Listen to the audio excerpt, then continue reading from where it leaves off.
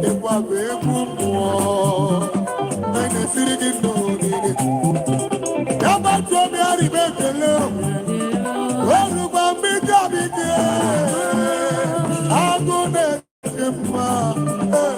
agune chema. Agine chema, yekutambio, ageruwa mo jabike.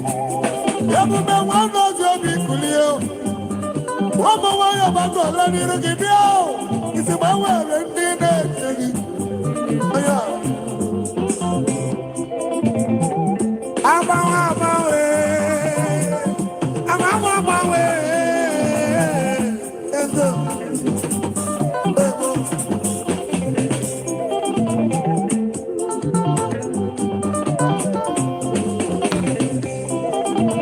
Ozona bwedi mae. Tine wanyi mwana po. Nukumye roma nyemere. Nukumene yoyo yobo. Onilanya.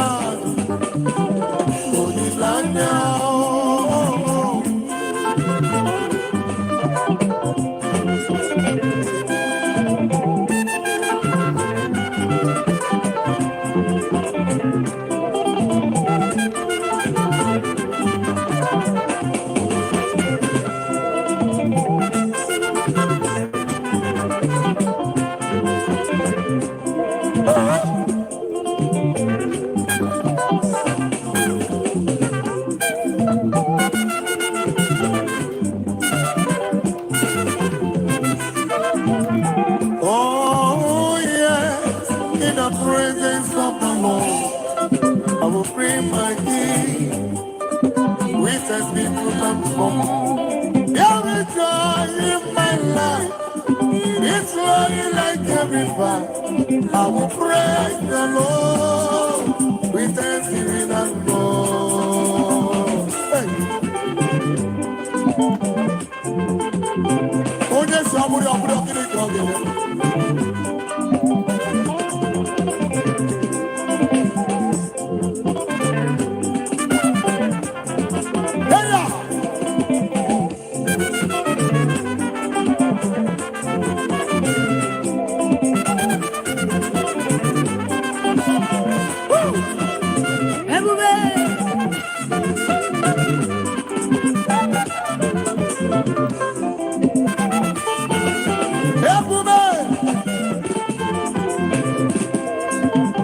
Morning Father, everlasting King. Hey! Onye mara moya babara megua. Ni magabaga kwebra munisio. Magoro na mbenga gwebu. Tuko para mbelilanya. Ina chomwa. Bonilanya ni sisteme.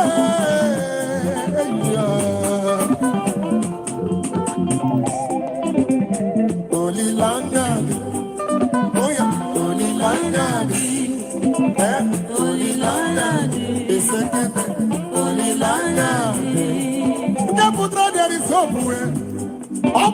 There is hope where. Hey yo.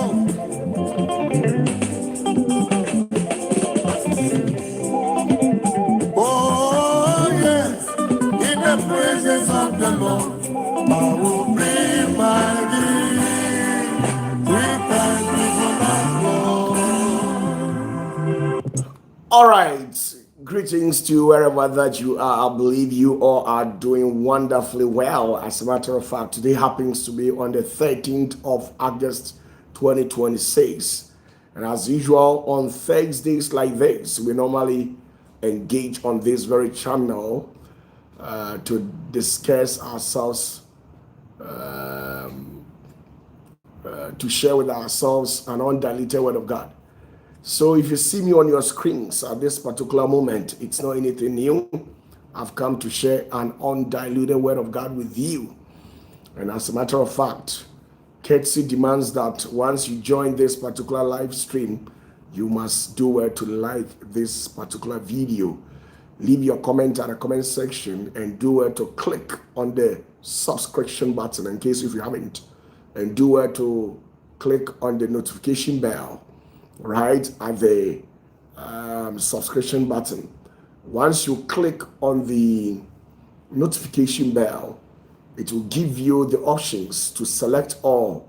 so that anytime that we engage on this particular channel, you're going to get a feed. So with all due respect, in case if you have any questions as well, you can also do well to also channel all your questions to the comment section, and I'll be very grateful to receive your questions and do justice with it. So at this particular juncture,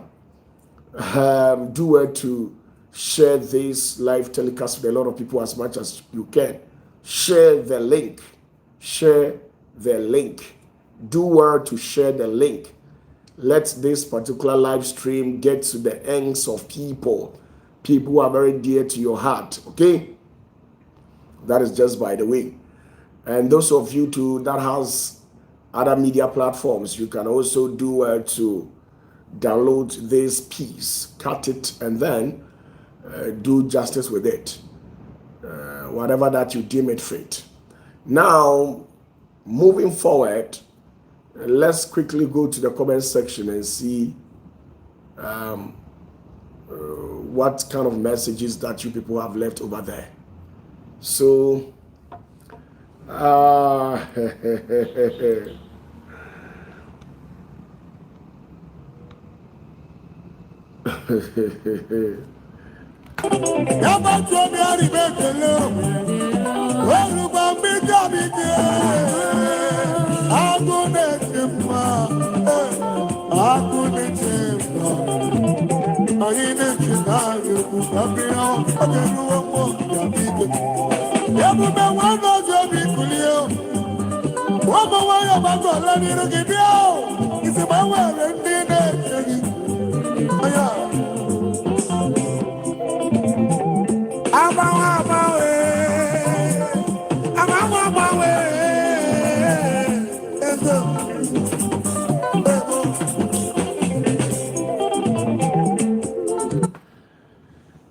okay, now I know for a fact that I'm supposed to speak English, but today's very sermon, I would love to mix the language, maybe mix it with English, Hausa, and then, if possible, French, and then Chinese. So how do you see it? Or I should stick to English alone? Leave your comment at the comment section for me before we proceed. How do you see it? Tonight, I want it to be a special request. Should I speak English or she? Which of them? Which of them do you prefer? She, English, Dagbani, Hausa, or Chinese language? Which of them? Bishop Belinda Brown says Spanish. Oh, Bishop, I would have done that. But you see, how many people watching us live can probably understand what we call Spanish? It is few people who understands that particular language. So once I decide to speak the Spanish language, it's like I'm speaking to the air, and nobody is going to grab what I'm trying to send across. Okay, so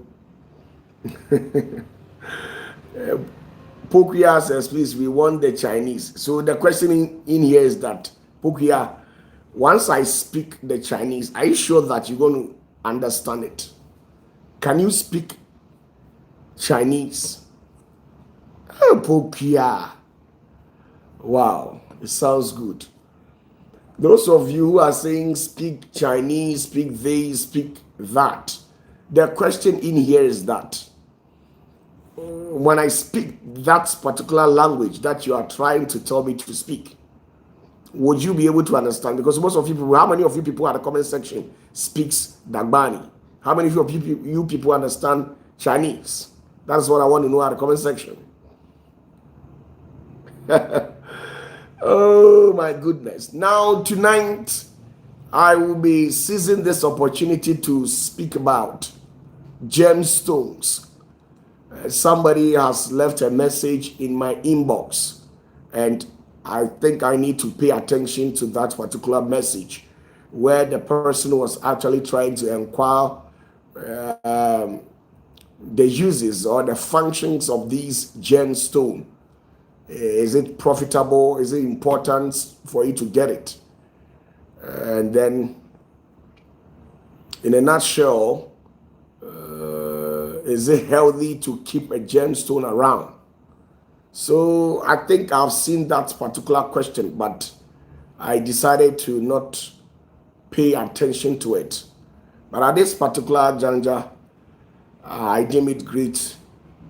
to also come your way and share the little knowledge that I have regarding gemstones. So stay calm and make sure to share this live telecast with a lot of people as much as you can. Share the link for me. So I'll probably be touching on the issues of gemstones. Gemstones. What's the meaning of it? What's the function of it? The spiritual and physical functions of it. Now, my mom says I should speak Twi. You know, when your mom speaks, there's nothing you can do about it. That is an order from the Queen's Palace. The Queen Mother herself. She says, speak Twi. That is an order. Oh my goodness. So I have no option. She says, speak Twi. You know how our moms behave. Oh my goodness. And that is me. Okay, with all due respect, since there has been an order from above, there's nothing that I can do about it. So I'm very sorry for those of you who do not speak the Akan language, Twi to be precise. Maybe we can meet on Sunday, because Sunday's particular topic all will be televised or streamed in the English language. So do well to meet me on Sundays. Now let's move on to the next proceedings. Etimpacho say, oh, kasa bia na, oh, question bia. So when him say, Friday Twi, right? A china a Twi sermon. Until oh, question bia na the aba. Fato comment section o ma me na. Said the mechanic that no. Me ma me na or say me Twi. That is an order from above, and I have to oblige to it. Okay, I have got no option.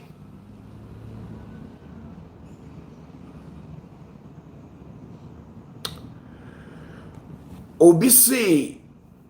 prophet, please, can one clean her own soul? Yes, of course.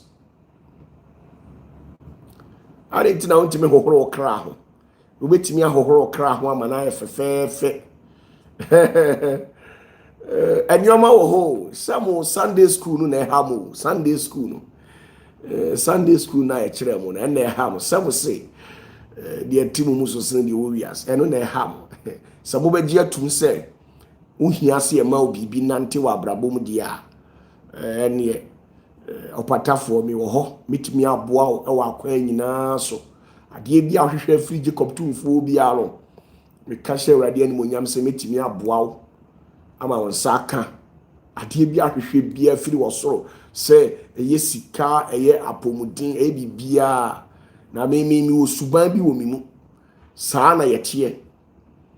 me osuban bi wo mimu enye me nko a na wo mimu obi a odi tumi bia wan krokro na on fiu enu nti na wo hwa Yesu omom ko Yesu okosra ade nyina obi a de ahobrase ene akrokro uhwe ni Freddy na osi David ba Yesu humi mobo the way osi kan na asem se humi mobo no na attach Yesu oni option osi dia na menyama o so me pese me hu ade a Yesu hwe ni din no tinte so no de fra na tie tale nani at once na akwa na hu ade. What you say? It me suman sana mtie wan krokro me ad me mfa de ohwehwe ma oda ba odi ani die ni akrokro ma me a sanity. If you respect me, I respect you. Some women can say enti ubetimi ahohoro kra ho onipa kra eye fin. What you say onipa kra na e wo sa na eye fin. Obi wo kra utimi koji match bi na okra ho eye fin. Obi wo ha one match pe utimi ko ni oba bi koda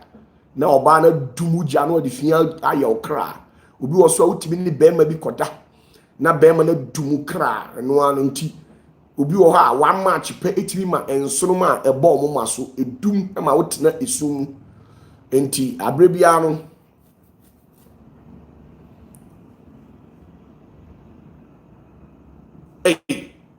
obi se dey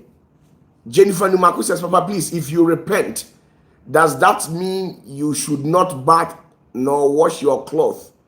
and only preaching? A, B. Now, all repent, yeah. When I'm canking, if repentance obey. Repentance has to deal with the heart. Oh, sasa, akuma. Akuma no so no emuna honhom no okra anete. So, na emuna honhom no okra anete no. O sasa o se wo de unyare. Hey, sister. Ah, one ekeka sanse mu no. Oh my goodness. One ekeka sanse mu no. O sasa o se unyare. Hey, now you oba unyare, be ma so unyare. Hey. Eni ehu. Eni minim ni bakro man is sign. Okay, so with all due respect, said me kire wo no. Enti said you nipa ni busa no so betimi ahohoro kra. Ya hohoro kra. Obi wo kra. Utimi ko ayie. Saa ayie na obekọ no bo se na ama okra ho aye fi.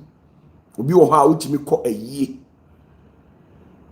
What you say? Obi wo ha utimi ko ayie keke. Utimi ko hu efunu bi. Ye yo, enema bi wo ha amo no ya nkyere mo. Me opatafuo no. Let me tell you this.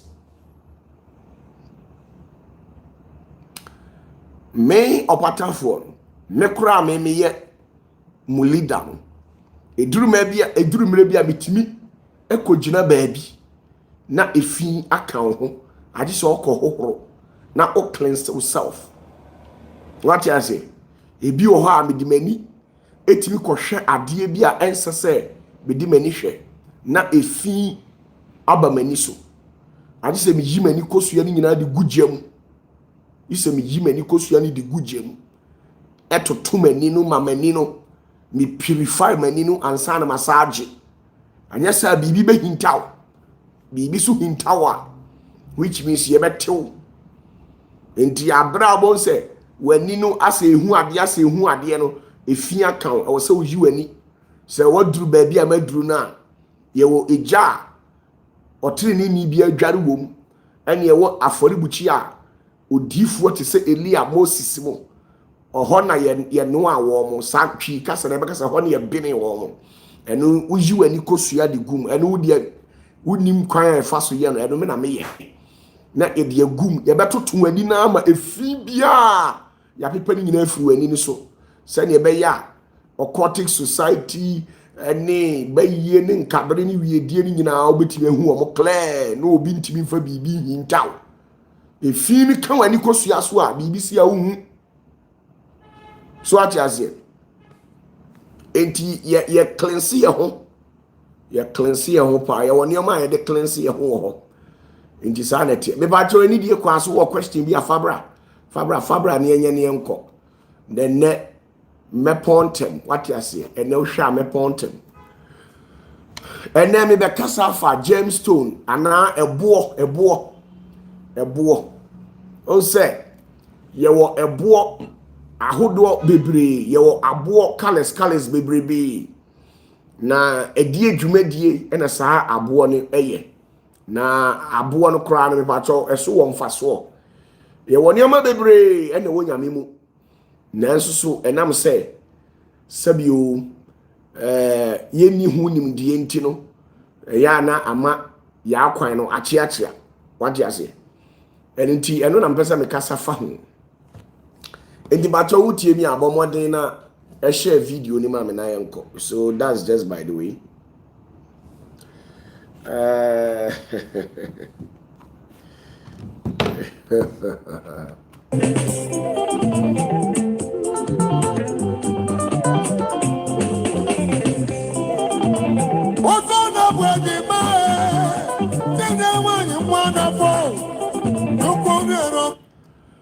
Agnes Bonsu, or see with humility, what about the blood of Jesus Christ?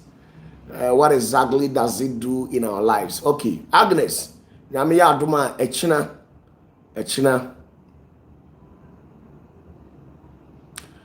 beba cho nyame ya adoma echina on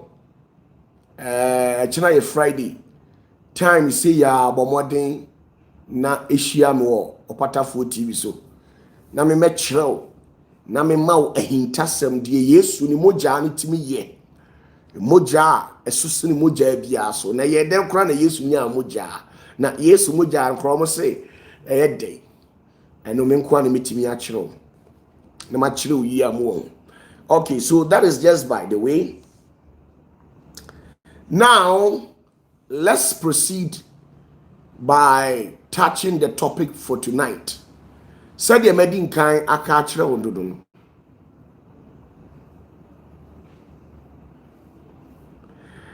Fifi Esumai. Yes. Say eye wonioma on say Ghana sofo. Mr. Fifi Esumai. Ghana sofo na nkasa bebre mini you. Eye dede na ye kasa ebin pa bebre ni sa hoɔden no ɛna bebre ɛyɛ togo tumi deɛ wɔsɛ ɔte ase ne sɛ asase we so a wɔte no sɛdeɛ wɔsɛ wo nipa ban sitie bia woyɛ den efin bɛka ho woyɛ sɔfo woyɛ nyame nipa woyɛ den efin ɛbɛka ho ɛni nti na ɔmo ka kyerɛ Yesu sɛ owura yenim sɛ wo deɛ wɔtene na woyɛ papa ɛna Yesu ka kyerɛ ɔmo sɛ deɛ wɔtene ɛne deɛ ɔyɛ papa no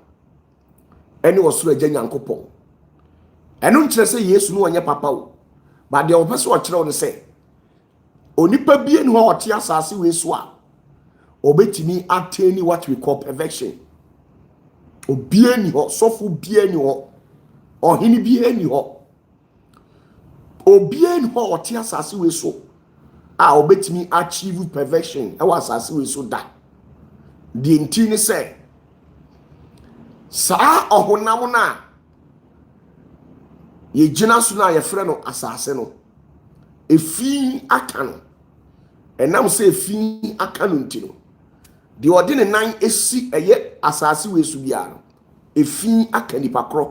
sɛ de odi bre na ɔbɔ bia tie bia efi wɔ ho enti onipa ntimi nya pɛ ade sɛ Jacob tumfuo na pɛ sɛ woyɛ pɛpɛ na wotimi dim ɛwɔ abrabom anasɛ asase no so ɛnti sɛ efi ɛka wo a ɛdeɛ na wode bɛ charge wo ho ɛdeɛ na wode bɛ clean wo ho wonim sɛ wotimi kyia wo bi wobɛtimi akyia wo bi ne nsɛm sɛ kɛkɛ na efi aka wo wobɛtimi akɔ market akɔ sɛ wokɔdi dwa anaa shopping mall na ohonam akɔka wo bi wɔ hɔ na efi aka wo sɛ ofi sɛ meboa mame ma biblical example abra na Yesu nam na ɔkeka nyamesɛm no oduru baabi na ɔbaa bi a emogya etu no mfirinhyia dumienu na Yesu wate ase na Yesu nim sɛ saa ɔbaa no emogya etu no enti abra Yesu etwa bu no ɔbaa no ɛkɔkɔsoo ni mu osoo ni mu na no ɛna Yesu ahoɔden na ɛwɔ ni mu no ɛyɛ ni tumi no ɛso te by force so ate ase adentia ɔbaa wabu ni nsa ɛmfa ne ho ɛnso Yesu enti tumi no efiri Yesu mu ekoye oba no ho adwuma enti ne so te at once ahoɔden na ɛwɔ Yesu so no saa da no ɛso te enti wɔn nam kɔba na wɔn nam kejetia wɔn nam Makola wɔn nam Medina wɔn wɔ UK mekɔ shopping center wɔn no wɔn furu plane wɔn furu bus bebree moje etu wɔn efi wɔn ho wɔn nu aduane wɔn nu aduane ɛwɔ kwan ho bebree sɛbi mpreduasa wɔn ndi wɔn ho ni bebree su ebu wɔn nsa wɔn de yɛ jollof wɔn de yɛ chinkafa wɔn de yɛ waakye obu ne nsa obi wɔn mu asɛbi ondi ne ho ni ɛna wɔsa yɛ jollof ana chinkafa na wɔde ayɛ stew ɛna wɔde abɛsi kwan no ho ɛna wudi wɔte aseɛ ɛna wakɔtɔ ne wadi saa nneɛma wɔ nyinaa no ɛkɔ w'anum na ɛka okra bɛboto okra bɛbrase efi bɛka ho yɛwɔ nipa bi wɔ hɔ a yɛwɔ kasa bi wɔ hɔ a ɔmo sɛ Yesu kasa bi ɔse de ɔsi ne yɔnko raka no obedi fɔ akɔ ogya ama ne hunu kurom wei ɛnyɛ bonsam gyam na emom ɔpa akyerɛ ɛyɛ Gehina asamado gyam wate aseɛ enti fa hyɛ utirim yɛwɔ kasa bi wɔ hɔ a epie firi wanum ba efi aka ho a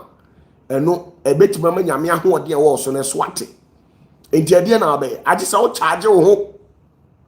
enti yɛwɔ nneɛma bebree obi wɔ hɔ a wɔtɛkyerɛma ayɛ fi obi wɔ hɔ a wɔtɛkyerɛma ayɛ fi saa tɛkyerɛma na ayɛ fi no efi aba wɔtɛkyerɛma so ɛba wɔtɛkyerɛma tumi a Nyankopɔn de tua wɔtɛkyerɛma mu ɔse owuo ɛne ɛnkwa ɛwɔ nipa kɛtrɛma so no mepakyɛw bia wo de no adum enti agye sɛ yɛ charge ma wo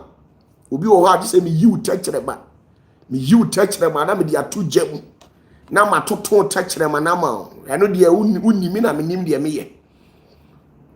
na wo tɛkyerɛma no bia wotumi kɔ kiisi wɔ baa bi wotumi kiisi bɛrima bi na tumi a wɔ tɛkyerɛma so na abrase very dangerous wobɛtumi akisi bɛrima bi wobɛtumi akisi ɔbaa bi na wo tɛkyerɛma abras na egya ɛwɔ wo tɛkyerɛma a wo de ka asɛm a wɔsɛ ɛba mu no na adum at once enti wo tɛkyerɛma no ɛwɔ sɛ mekyerɛ wo wate aseɛ sɛ wobɛn me a anaa woyɛ me sɔfo a anadwo no a wowada no a wowɔ wo fie no o tɛkyerɛma no mɛba betwa me de bɛto gyam na matoto ayi fi ni nyina na ma purify no ma o tɛkyerɛma no deɛ ano no akum no na ma na yɛ nananananam na wohyira nipa abam mumu bebree mu hyira emam modomi a endome what you say me metimi ahyɛ nkɔm 3 minutes within the space of 24 hours na asɛm na bam adentia eja etwa me tɛkyerɛma so enti sɛ also pɛsɛ woyɛ spiritualism na woyɛ sunsum nnwuma deɛ a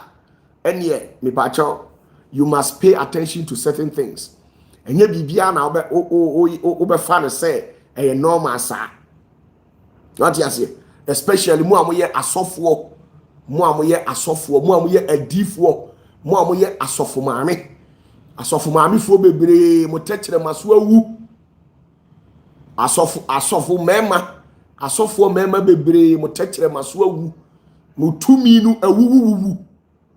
wate aseɛ enti bi wɔ hɔ agye sɛ yɛpunu mu obi wɔ hɔ a mo ani kosua no ɛso awu obi wɔ so a first no na wutimi kɔ agya nanim na esusise wuntimi nkɔ hɔ biem ya pam ɛne ya block you mumu bi wɔ hɔ a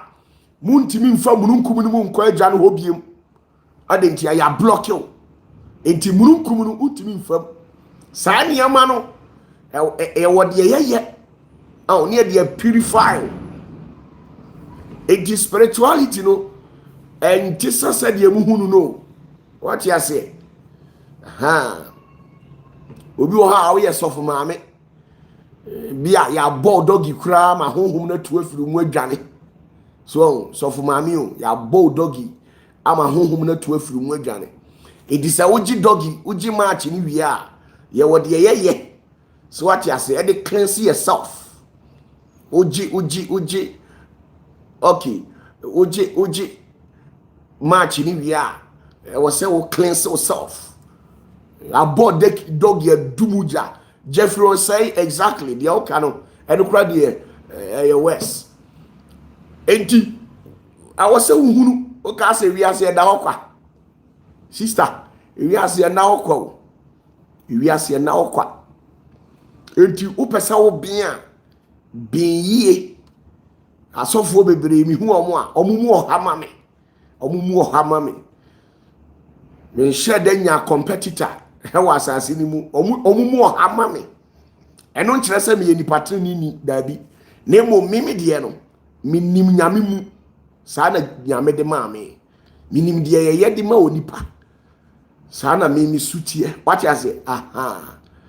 enti ebi ha o techere ma ye mre obi ho a adoma chede na nyame de ma wo no awu da but onya we awu bi ho ha tumi nyame de ma wo no awu da awu da obi ho ha tie nie wo ye sofo ana wo ye kristoni wakoto aduane a nipa na woton no wakogi tumi wo konfo ho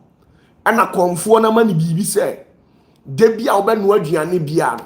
fa saa ensuo ni bigum ebi wo ha eye efunu hu nsuo so ati ase ebi wo ha eye efunu hu nsuo a ye de moto ne nioma afra ene o de ye choba ni restaurant any indomie ni kosua ne emu ye obotonton no ene no omde ye enti se wudi sa aduane na ekumu sunsum because abosom ne oma na awura omu enye nyame tumi enti se de waje moto na wadi no enti se wudi sa aduane we nyina abra wo ye ogidi ni no efi aba ho moto akowura omu moto akowura omu na be ye den ene nyame watimi ni nyame akasa better than what you hunyami so enti eno no ye wo every week bia ye wo de ye wo ye won ye wo de ye wo ya wo de ohufa ejam na eja ne wura omu a ebeba be yi poison bia ne tumi boni bia ne aduane bia wadi bia no eye poison wom bia no ye be yi ni nyina firumu ato agu na de bia ne nyame tumi a wo so na ye boldua nya ye domi wa nya yie so what you say and you must understand things me mfa misuzu nyuma ni agro opatafuo hu misa no ba spiritual works am ye radical e wo hopa what you say it depend usu ene oban usu ene oban nti sister girl na ubisa a question no ye purify ni pawate mo bia na ada se empire nko a me ba cho nye empire nko a ye sunsum nioma oho sunsum nioma oho obi oha obetimi akọ the whole 7 days ye won krofo bi oha the whole 7 days na oil kran so momo maso oil nso ne nan so na oil enso ne nsem a full 7 days utimi tenase 7 days na oil enka na ote ho na ona wo ye aboa na wo dansuom ene ye yiw ne de wato enkonkon so na 7 days ye ma unsuo num ya de na beto tie wo different you must anoint yourself spiritual works no when you serious wo ho oh my goodness now with all due respect said ya me kan no obi busai said you can say efa gemstones ye use na ye di gemstones no uko adwaman so a obehu bebre wo ho ebi wo marketplace ebi wo baabia okọ America, ebi wo hokọ Germany, Italy, Spain, oba Ghana, abo ewo baabia na abo no eduru mre bia obehu se abo ni bi wo ho a ya na efe, abo ni bi wo ho a ya na eye kalis na abo no mpacho ebi wo ho a efe paayi. Na de me pese me ma oti ase ne se abo bia uhu bia no ewo dwuma abo no edi, abo bia edaho bia ni ho edaho kwa, every natural stone bia no ena ho kwa ewo dwuma edi. Eni nti onyankopon bo na body emu nyina awie no, ebo bia uhu no bia no saa ebo no ewo dwuma edi. Eni tumi a onyankopon Jacob tumfuo edi wura saa ebo nim ema saa ebo no edi dwuma ewo ono Jacob tumfuo na henim. What you say? Adie bia etise onipa enipadua eho akwa no, onipa nsa, onipa ani, onipa hwene, onipa se. Adie bi onyankopon botua enipa ho bia no ewo dwuma edie. Saa na wo se wote ase ewo dwuma edie. Onyankopon wan sori se ofiti ya na waboni pani abra eni dwumadie, waboni pa hwene abra eni dwumadie. Nemom adie bi a woni pa ho bia no ewo dwuma edie sunsum fam eni wonam fam. So ati ase enti saa na abo na muhunu no saa netie. Na yewo abo maako dumienu. Saa abo maako dumienu no eno ene ye ewiase enipa nyina. Enu na efri eye ebo na yefre no even sheti ya no. Ebo maako dumienu bi wo saa ebo no mu a ejina homa abodie bi ewo wiase bi adie. Aun se enipa ye level ye different from above one level. Enipa level ye different from enua level. Eniti enipa ye wo asase we so. Se oye bibini, oye broni, oye Caucasian, oye den. Ye nyina no DNA a ye operate no eye maako 12. Nipa bia ni ho a owo asase we so ana owo heaven ewo nyankopon ahenie mu a ose wono de ni DNA eye different. Ye nyina no saa DNA 12 no enum na ye free na ye no according to eye doctors enim die mu no DNA bia no a eye 12 but nyankopon mu no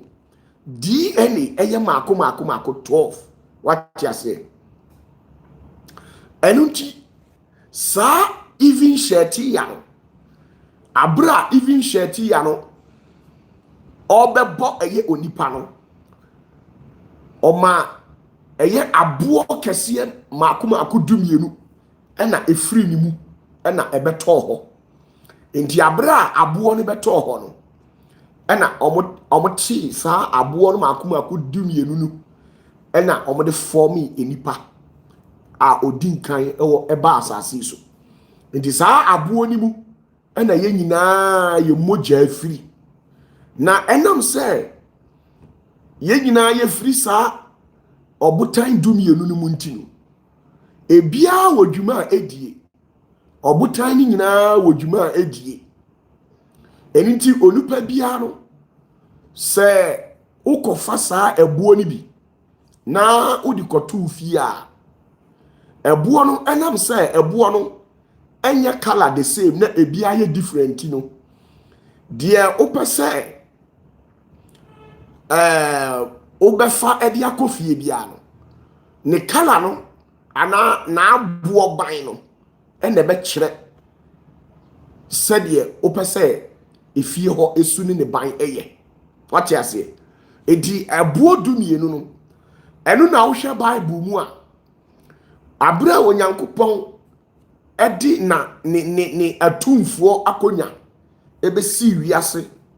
na odi si eye apamada ka ni mu no o ka kire eye I can say Moses say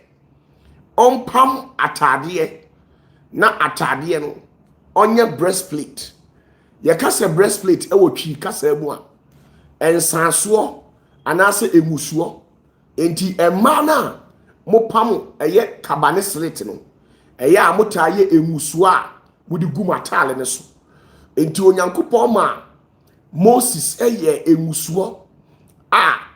wodi egu eye Aaron eye asofu panyini eni asofo mpanyinfo atale de so na sa emusuo no Ewurade ka kire eye Moses say onfa abo emakomako dumienu ene mfa nwura eye emusuo nim na edumienu no emu ena Israel abusuakuo dumienu ni nyina befiri aba so ati ase on say Abraham Moses omune sa adifo no omunyina efiri sa ebuo makom akudum yenunum sa ebuo no emu enefiri na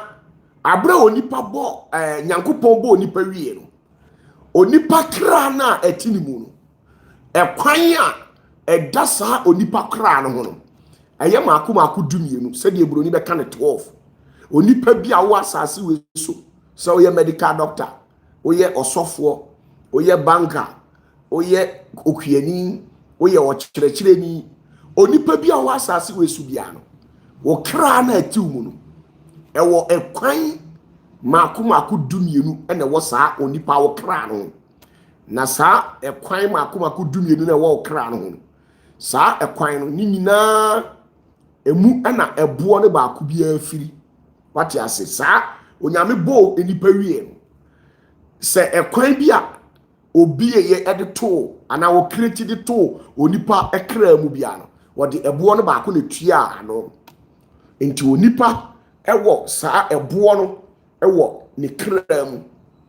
enti abra Jacob tumfuo ana onyankopon ema Mose eye sa asofotare no na ode ma eye ninua Aaron se osofopanyini onhye no eno ka kire se we ena Israel abusuakuo dumienu ni nyina mo asase su a mo beko akohye ewiase nyina ama sa ebuo yi mu ena mo firi enti abra ogye sa de ne ma omo no sa obo na eye makom akudumienu na Ewurade ema Mose fire no na odi hihye atale ni mu na osiesie ye ma nyame honhom ni nyame tumi ba mu no eduru mene bi efi kan enti efi kan sa ebo no eyirai bepem amawiase biem odifo bi ahu biem adentia esa reverse eko eye even sheti yanim eti ekowura even sheti yanim abra owura no eba no Kristo eba no ene odi ebo ne baaye no odi obo ne baaye no ene obeka kire wiase se saa obo yi wiase foforo a eba biem no saa ebo makom akudumie no eno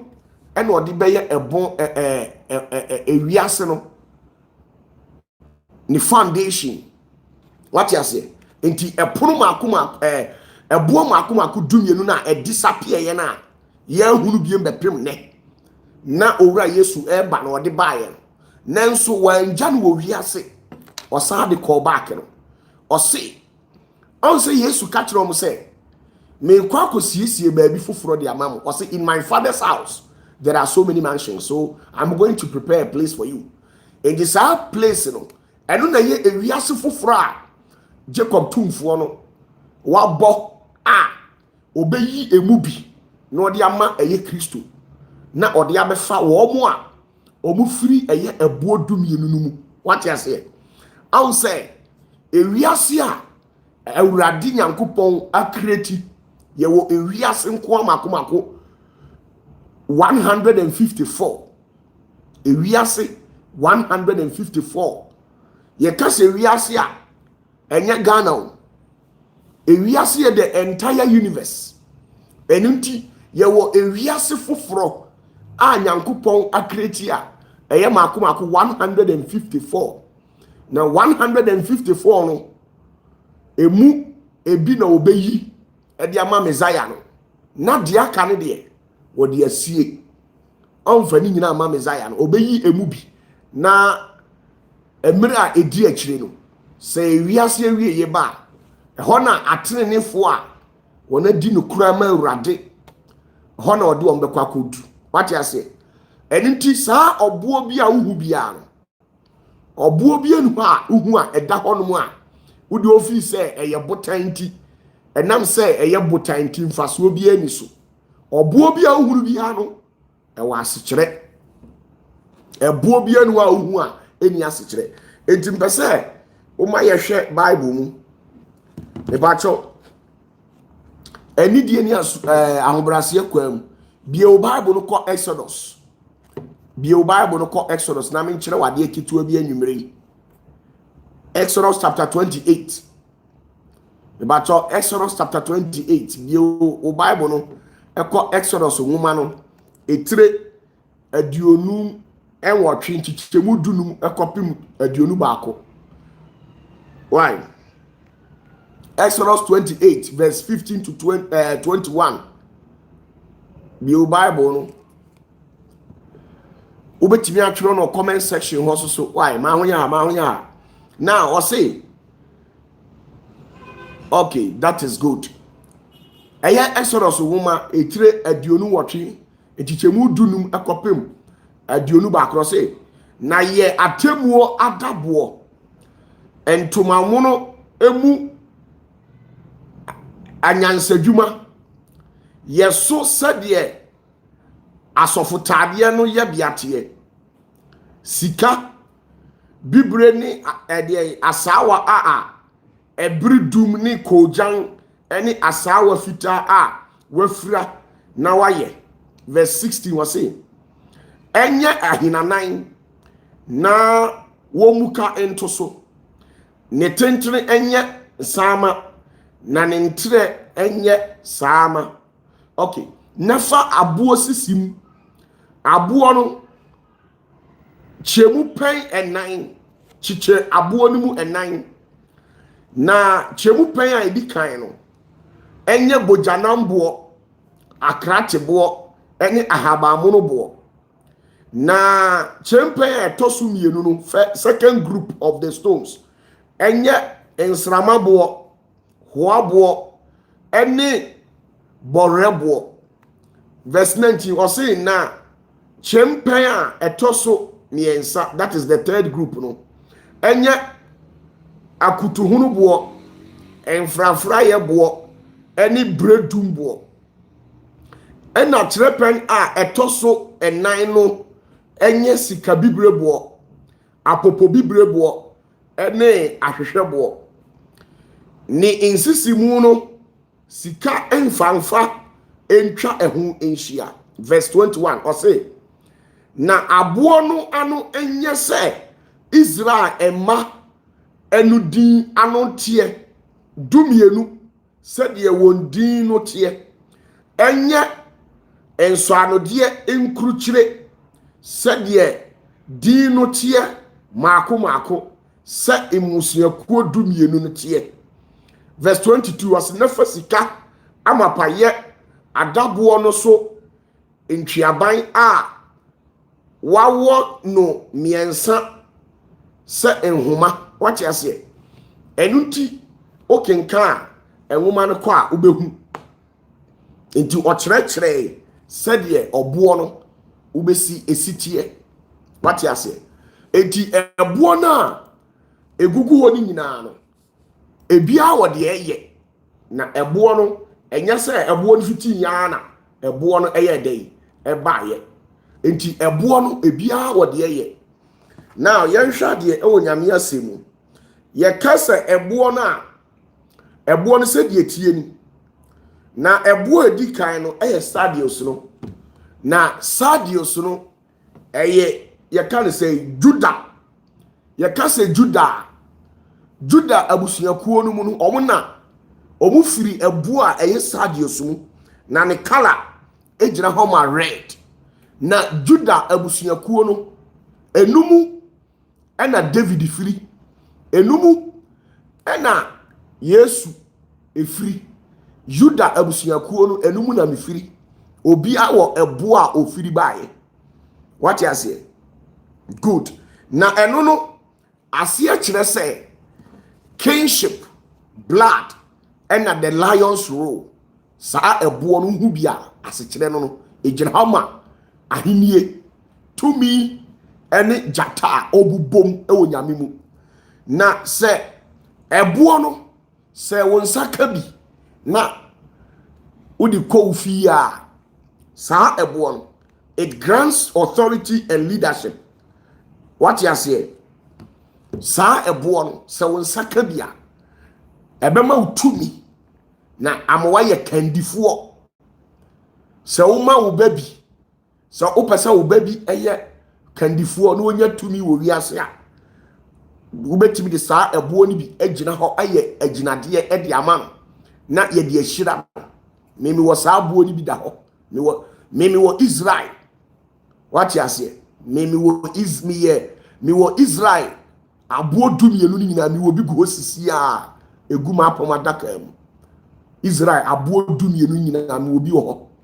enu nti Israel abusua ne mma na omu nyina ahwete no omu nyina beba me na ase omo Afghanistan, Canada, oye broni oye denyo Abraham tiasi obeba me ho abechia me if you say hwiase wo na ofiri mu no ni wona gina ye a ewo Ghana ha ewo me ho. What you say? Enti oba me nchen a onipa bia oba me nchen bia te se de woba ni nchi so de besa me kiro enu nti ye wo ebo no ene de esitie ebo no obi a wo ebo no ene se de esitie enu nti me pa cho ye nhwa de ewo ebo no ho se na ebo ne tie ebo ne kala se na tie enti wei eye Judah omo ye no eye wrong me pa cho mem piki we eye wrong we enye Reuben we ye Judah de we ejina ho ma moja ejina ho ma tumi ejina ho ma apam enti so onya abo we bia me pa cho e ma utumi e ma ahoden e ma apam e wa Awurade anim ene ye wode ade ye a ye di gina e de ma so me pa cho sana e de etie ena ye wo ebo baako ye friend Topaz ye wo ebo baako a ye friend Topaz na sa ebo na ye friend Topaz no ono so eye abusua ye friend Isaka abusuakuo no omodia na eno no se unya bia ema unyansa ema uhurumu sana ebo ne tie sana Nyankopon ye no enne sa ebo ne gina ho ma Nyankopon ehurumu Nyankopon nyansa inji sa ebo no eye Nyankopon ehurumu ni nyansa no emu ena abusua ye friend Isaka omufiri bae into sha it is a pale green and I say gold pale green and I say gold I say pale green and I say gold na me pato say na tie ye hwa de enuni me pato topaz no enuni say na topaz na tie I'll say I pale green and I'll because say gold am I rem free where ye Judafo so ye Judafo we eye Israel abusuakuo Isaka omunie aha na omufiri Isaka ebo we na ye omutwiate ebo a abantofo na to atwere we na atwiase bo titiri omubo a omutishanse ni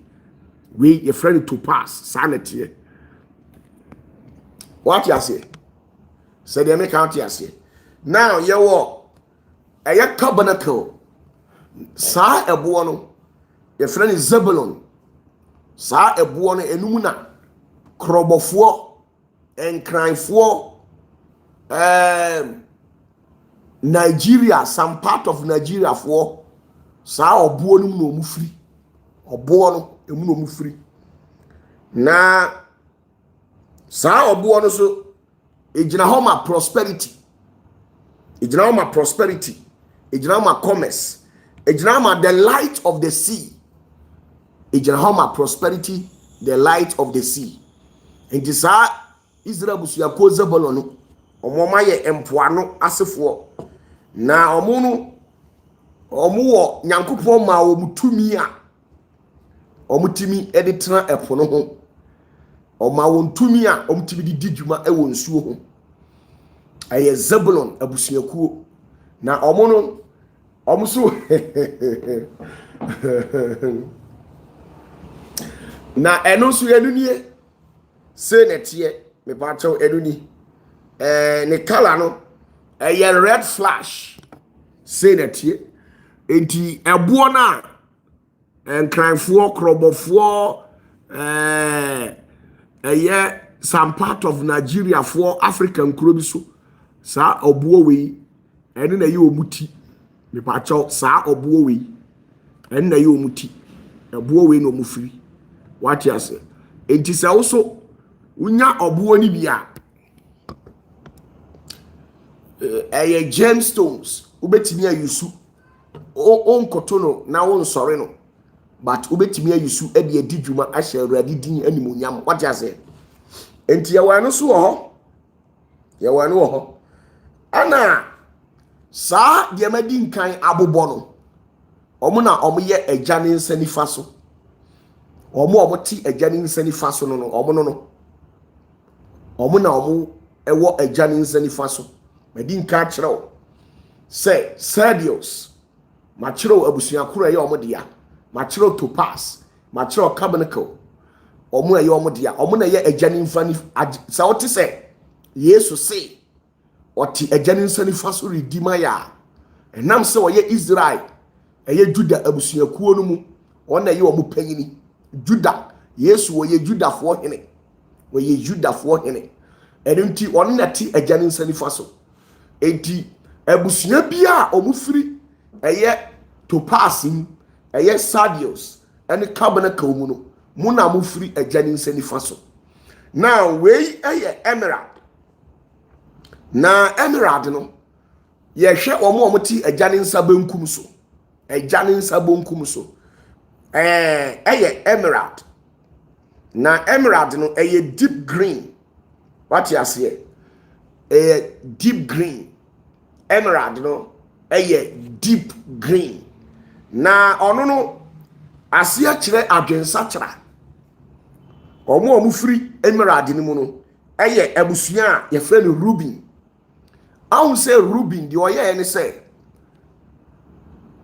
oni opapa yire ene kodaye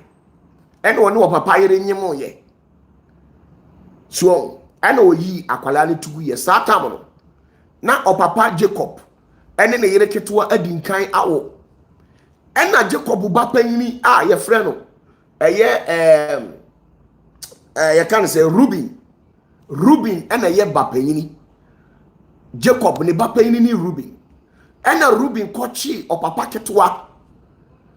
ena one ne daye ena one ne nyemye na afre na aye animguase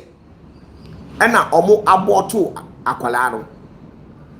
enti sa ebo a ye frɛ no emerald no se wunya bia na uye ba panyini a me wo ade a metimi di sa ebo na yama obi wo ha uye ba panyini but wunya yie unia no monketo anyina yie ba wo no untimi nya yie wa bra bo ne hyeda nya bia se me pese mi hyira wo na uye ba panyini a na mi gina wo abrabom na ma bo sikatu a memo akopɛ eye emerald ni bi di aba me woni ma meye di ama wo enu anu no sa enkonua na eda wo so no ebe yi afiri wo so amwa yeye enti wa study a bible mu eba panyinifo mu ntanya yie sa nso na ye wiase a ye wei no eba panyinifo ɛyɛ ɔmo ntaa nyɛ yie ɛba panyinifo ɔmo ntaa nyɛ yie deɛ nti ɔmo ntaa nyɛ yie no saa ɛboɔ no a yɛfrɛ no emerald no a ɛyɛ rubin ɛboɔ no wɔyɛ ɛboɔ a ɛsi wiase a ɛkutia aba panyinifo nyinaa ɛfiri sɛ Cain ɛna firi ɛboɔ nim ɛna Cain ɛku ne nua Abel. Cain ɛna ɛyɛ panyini ɔno nso no ofiri ɛboɔ nim ɛyɛ Reuben abusua mu ɛyɛ emerald no ɛna okum ne nua Abel ɛna mogya no ɛkɔgu ɛyɛ ɛboɔ no so emerald no so ɛna Reuben ɛnso ɛbɛfiri ɛyɛ Jacob n'asene mu ɛna ne mogya no ɔno nso so ɛkɔfa ɔpapa ɛyere ɛne ne daeɛ edinyi nsɛn baa mu a oyi akwadaa no gu na akwadaa ne mogya no ɛkɔ pete ɛyɛ emerald boɔ no so enti boɔ no ɛkutia ba panyini bi ɔwɔ wiase biara ɛmo ɔbrɛ enti majority of ba panyini fo no mo nyɛ yie ɛne ti na Solomon ne ba panyini wa nyɛ yie Isaac ne ba panyini wa nyɛ yie because Isaac ba panyini ni you can say Esau obrɛ pa ansa na ɔyɛ yie tie nie obrɛ pa ansa na ɔyɛ yie ɛno koraa no wonim kwan yɛ fa so Esau ɔyɛ yie ɔkɔ ɛyɛ ne nana Ishmael abusuam ɛna ɔkɔfa Ishmael ɛbabaa na ɔware no ansa na ɔtumi ayɛ yie Esau ɛware ɛmaa maako fɔ saa ɛmaa no nyinaa ɔmo anyɛ yie enti bi wɔ ha woyɛ babɛɛma saa babɛɛma foɔ no wodi agorɔ a saa ɛboɔ wei ɛne wobɛko paa wonyɛ yie da enti wohwɛ ɛba panyinifoɔ lifestyle na ɔmo lifestyle yɛ bibi basaa bi wodi agorɔ a wonyɛ yie wonuanom nketewa bɛyɛ yie na wakɔyɛ serɛserɛfoɔ hɔ enti sɛ obi bɛn me na wɔyɛ ba panyini na meyɛ nneɛma de ama na mepɛ sɛ meyi no me ne nkonnua firi ne so a adeɛ a mede yɛ no mema wo de emerald ɛba enti saa emerald no ɛyɛ Reuben what you say emerald no ɛyɛ Reuben ɛbɔne yɛde yi bɔne ɛfiri nipa ho ɛno nti yɛhwɛ emerald no sɛdeɛ siteɛ ɛyɛ deep green mepatɔ no nie saa ɛboɔ wei bi ɛno ne yɛde yɛ ba panyinifoɔ nyinaa ho adwuma enti mepɛ sɛ meboa wo a mewɔ deɛ mɛyɛ de ama wo mede boɔ wei na bɛyɛ ama wo wei na yɛ Reuben boɔ deep green enti Reuben ɛntaa Reuben wanyɛ yie o sɛ Jacob o hyira ne ma no Jacob ka kyerɛ Reuben sɛ wakɛse no ɔbɛyɛ te sɛ ensuo ontimi nyina faako ɛwɔ abrabom enti so obi ka kyerɛ wo sɛ untimi nyina faako ɛwɔ abrabom dia which means unye yie because obi a wo nyina faako bia wo chinchini omo amde ne oma kɔ achini omo chinchini omo nyina faako omo amde ne oma kɔ trek ye kɔ Togo border ye kɔ Cote d'Ivoire border ye kɔ we omo nyina trek na omo kɔ enti saabo we enu na di eye ba panyinifo nyina ni ɛwɔ wiase me ba cha wate ase enti enyanwa sɛ woyɛ ba panyini a wonyɛ yie because saa ɛboɔ no a yɛfrɛ no emerald no efi aka ɛboɔ no wate ase ɛna yɛwɔ ɛboɔ a yɛfrɛ no sapphire na saa sapphire stone no ɛno ɛyɛ Simon na Simon no ɛno ɛyɛ deep blue na saa sapphire throne no sapphire stone no ɛno na yɛ Nyankopɔn ahengua a wɔte so ɛno na yɛ the color of the even Thier ɛno na yɛ the color of the foundations of this world ɛyɛ sapphire no na ɛno no ɛyɛ abusua ɛyɛ Simon ɛyɛ Simon abusua emu na ɔmo firi enti obi wɔ hɔ a abrabɔ no wopɛ sɛ wogyina na ɔmo nya enyinasoɔ ɛwɔ abrabɔ mu a agye sɛ woma no kɔpɛ ɛyɛ sapphire stone ni bi ba obi wɔ hɔ a wopɛ sɛ wogyina no wɔ abrabɔ mu yɛwɔ sɔfo bi wɔ hɔ a abrabɔ na wobɔ no wohihim ɛkyena unya $10,000 adeɛ kyia na asa why on and off eto de bia na abehye obotom to de bia na ho kyerem obi o ha utimi kɔ dry to the extent say yebusa $1,000 kura wunya oh obi o ha utimi kɔ dry san adentia ye nyina no wa abrabom obi o ha adwuma na oyɛ no adwuma no ɛyɛ on and off ase ne ye beto ade ase ne ye nto ade ase sika ye to ye kura wadi oh na brabɔ no ye on and off enti sɛ me opatafoɔ ebia eso mani na me pese me gina wo abrabɔ mu a me was fire stone ɛwɔ hɔ a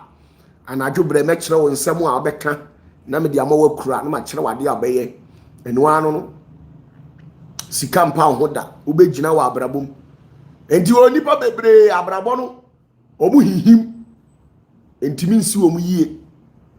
entimi nsi wo mu yie eno na the foundation of the earth into onipa bia woni foundation bia no ontimi nye yie eye secret way opa ye fasting ontimi ntwamu da opa ye fasting 20 days 100 days ontimi ntwamu da se eye mpaibɔ ne yede ya enkanyankopɔn kan kyerɛ Moses tienie se eye mpaibɔ ne yede ya enkanyankopɔn on kan kyerɛ Moses se onkɔpɛ saa ɛboɔ wi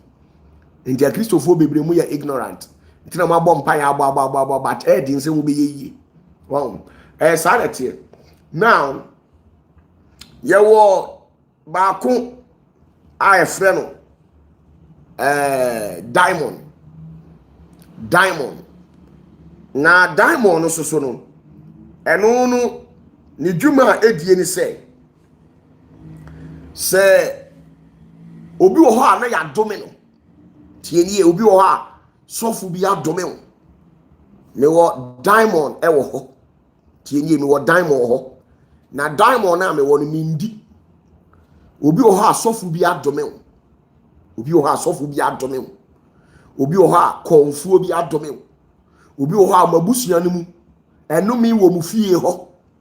obi wo ha enomi wo mu fie ho na mo nananom som bosom but osi wa beji Yesu adi obeji Yesu di enso a wonya wo spiritual words enti ama enumi eda wo papa so no ebi na adiw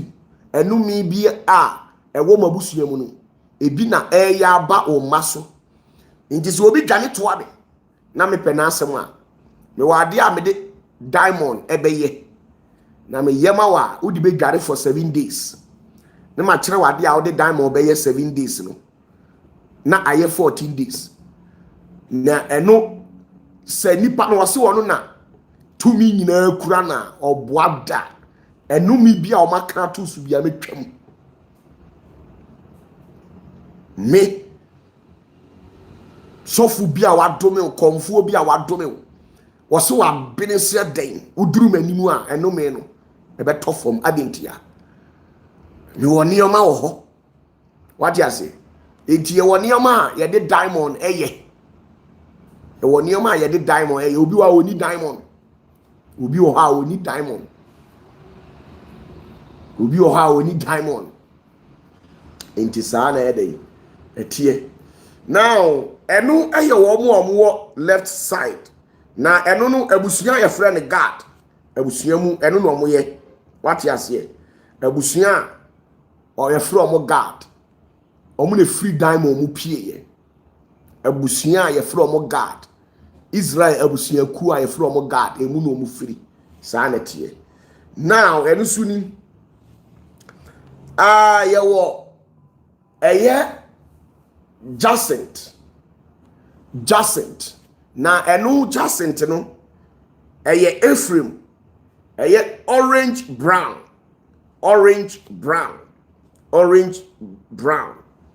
na enu the aye ne say it grants the ability to reconcile opposite and bring unity to the tribes. What you say enti ono no the multicolored glory of eye Joseph asikire no enti Jacint no me pa cho enu say na tie oh Jacint no say na tie say na Jacint no etie enti eye Ephraim abusua it also when I say orange brown bisa me pa cho mo amunim colors mu no on say we eye orange brown enti obi wo ha ye tan ye mpe wasem oh obi wo ha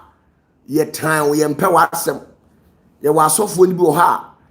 ubetimi abre won solema ho a omunyi waye obi wo ho no mu a wo ye papa kra esu ni mfaso eno no eye nkonua obi wo ha waboa nipa bebre amoma yeyie enso mo nkae o enti se mi hu moba na oba me nchen na me de jacent no ne ma kire wo ne ma bi abeye enti me ya na ayi saa enkonua na eda wo so no na afei watimi anya nipa ni mu adom obi wo ha wo pa bi a wo bre dodo o pa bi a wo bre dodo ye onkrofo bi wo ha mo hwe misisi a mo pa bi a mo bre dodo enipa tirimo odin wo mo so dodo enipa hu mu mobo enipa tirimo odin wo mo so dodo o pa bi a wo bre o pelo a wo bre o pebosia wo bre o pesika wo bre chese wo ewiase a wo no ade bi a wo pe bia no umfa no easy o bre too much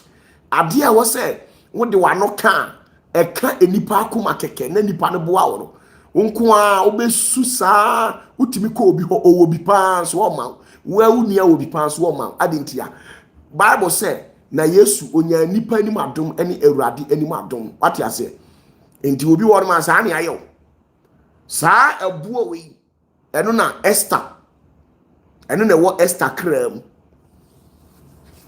say Bible say na Esther oye 3 days dry ena odi henya eye Haman eni Mordecai omo ntokwa no ema ye bugu ba kono so ma ye kun ati ase enu ti die wo mu ni say sa favor na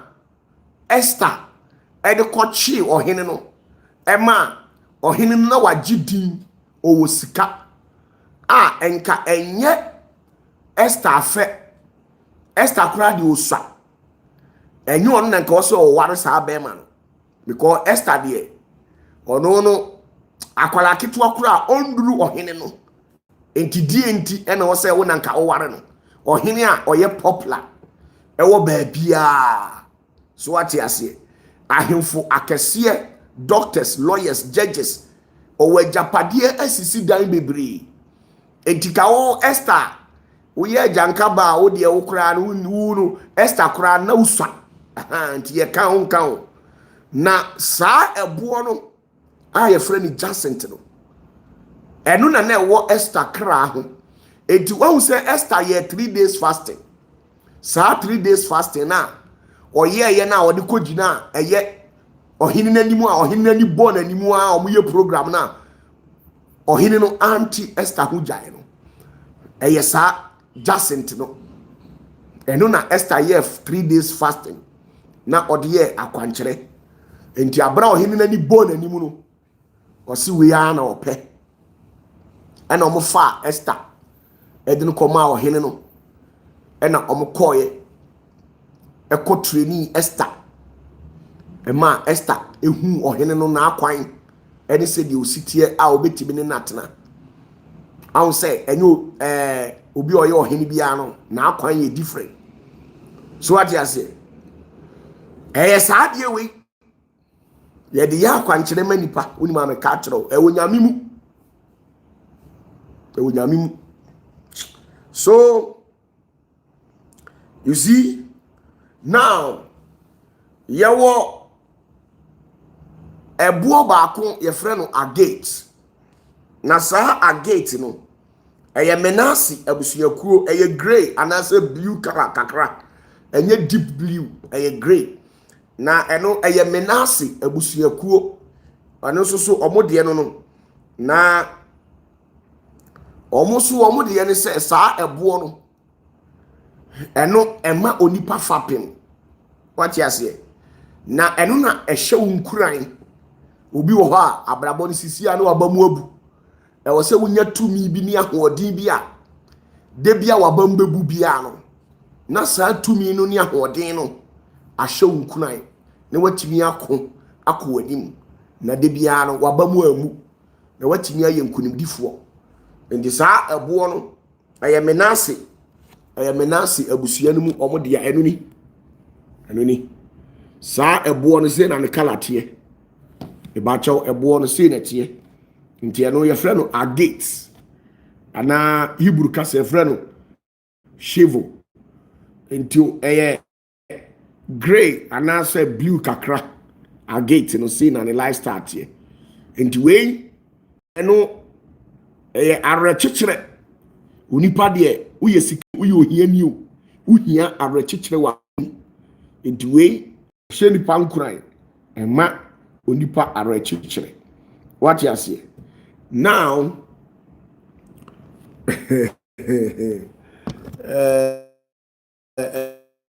asemu. Now your last one. I friend amethyst. Sa amethyst no eye boa eno Benjamin enum no ofiri bae. Ye wo Benjamin beto asase ne so ana okum eye omame. Nti ye wo ma bi wo ho a omukọ awo so no omuwu a na omawu no magyan enkwala na wo ho. Obi wo ho a obaba bi obaba ma bi wo na ba asase so no eka kitua bi enka wo ya awu. Sa omo ye Benjamin asefo na omo no sa ebuo we no eso enyina so eno na hon konkunu ginam. Sa ebuo no eno na omo ehon konkunu ginam na sa nkwala no ya no omo ta ye tumi ma. Omo ta ye tumi ma. Obi wo ha wo oba bi eka de ka wu moja tu anka wu. Obi wo so a oba bi amanie bi toto eti bi wo a omo no omo ta ye tumi ma. Ebi wo a eye Jacob tumfuo ma. Obi wo so a oye maame watama ana queen of the coast ana say we the other side omo mani bi ene ye de omo afa wo so a omo de ba asase so. Enti omo na ya na omo taa eku omo maame. Enti Benjamin enjina ma Jacob katre Benjamin say wo ye pataku. Anse pataku so waya no se wo ye but we ya no opewaku. Anse pataku ya no akɔhye enwan mu. Wo hye da ya no se wo oni nwan ne na ye pe ensu bo se undi hwa no wache odwan na we. What you say? Dio enkola ni bi wo ha omo ye other side anase sitra atrafo ne ma anasa nkola no sa energy ni bi na wo mumu anase eye Jacob tumfuo emma. Nti obi wo ha akwala na wo no oye tumi ba oye nsuo ba oye queen of coast emma. What you say? Obi wo oye queen of heaven ba e de dia ma. Obi wo ha oye Lilith, that is the spirit of the earth ne ba. Obi wo so oye Jacob tumfuo ba. What you say? Aha, omo no. Enti amethyst no. Sa na omo susu omo tie, omo ye Benjamin. The from the spirit stone. Enti bato amethyst no say na no sote. Eno ne color ne say na tie. Bato ne color ne say na tie amethyst no. Say na ne color tie. Enti we say na tie. Enti omo so no omo dwuma omo die. Now the last part no burial. Yo eboa ye friend burial. Na burial no dan abusuakuo no mufuo no enum no mufiri. Obo na ye friend no burial no. Eno na ye omuti fapem. What you say? Eno na ye omuti fapem. Dan abusuakuo no emu no mufiri. Na eno no sa dan abusuakuo no akwala bia obeye judge bia o wasasi wesu bia no oye dan abusuakuo no mu no ofiri. Lawyer bia o wasasi wesu bia no oye dan abusuakuo no mu nipa. Anya se wo na open na wako school abeye lawyer. Anya wo na open wako school abeye judge. Ofiri ni maame yamu ba no na oye judge dada. Ofiri ni papa yamu ba no na oye lawyer dada. Anya se wo na open wako ye law. dabi enti oye lawyer adwuma no eye ofre na omu wo abusua omu firi mu omu ba asase we so omu firi dan abusua kuom na dan abusua kuo no omu na omu hyemra omu na omu di asem saa na omu sutie enunti me ba chaw saa na omu su etie ana yewo onyx no eye asha abusua kuo enum na omu firi na asha abusua kuo no enum na mo akanfo omu firi asha abusua kuo no enum na mo firi asantefo ye ashafo ebu saa ebo no mu na omu firi akuapemfo ye ashafo enzemafo ye ashafo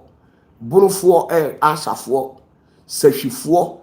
ashafo achemfo ashafo kwawfo ye ashafo omu nyina firi saa ebo no enna ye omu fapem ani omu ti na omu no saa ebo no ubewiase na unya bi tu ha ene ma unyansa ma uyeyie pa yie na asase ne so ema wani je adokodoko de ne nkwampa de se upese unya bi wa asase we so ansa na wafiri ho a age se ye wade e de asha bo ne be yama eye bo ne ye friend onyx no enum no omufiri enunti saa no wonsu etie enti once you have it, it will grant you the oil of gladness and the ability to bring joy to the world. The ability to bring joy. Okay? So,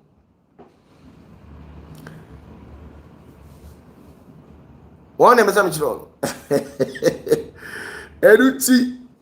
almost so sad or Motiana, Enunie, Enti Enunie,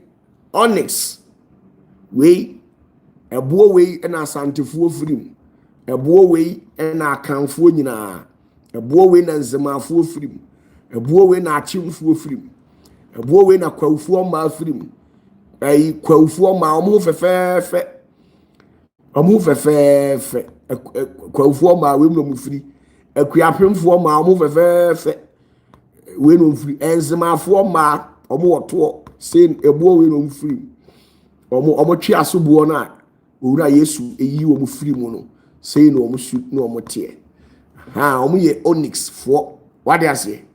omu de enigye enfantefo firibuo we mu enti enfantefo ne ade de okona asantini aye nkwan a in fact prankontwira egu nkwan na senko ano itimi de two foundation eno ewo eye UK okona eno aye nkwan a chese emprankontwira ni kotodwa egu nkwan na se no eno nkwan no etimi eye den eji flat ewo East Legon okona akuapemfo aye nkwan okona enfantefo achichemfo ada ho a kosua no nkwan no de omde ahyehye mu no eno soso kra tinye enti we mu no de aduane enunti ena sebe mprediasa we entina Jacob ka kire wo mo se mo asafo de mo amufiri sa abo we mu no anse we no mo maame no ope onim kwanbo enti Jacob ka kire asafo ne se mo de mo maame enkwampa ne bekumu ubehu asantini be ma bia oyali diabetes bia enkwampa na ekunu dedew ti papa omusu no sa na omte omuji omani omu mekisika akuapem ne omu that is their life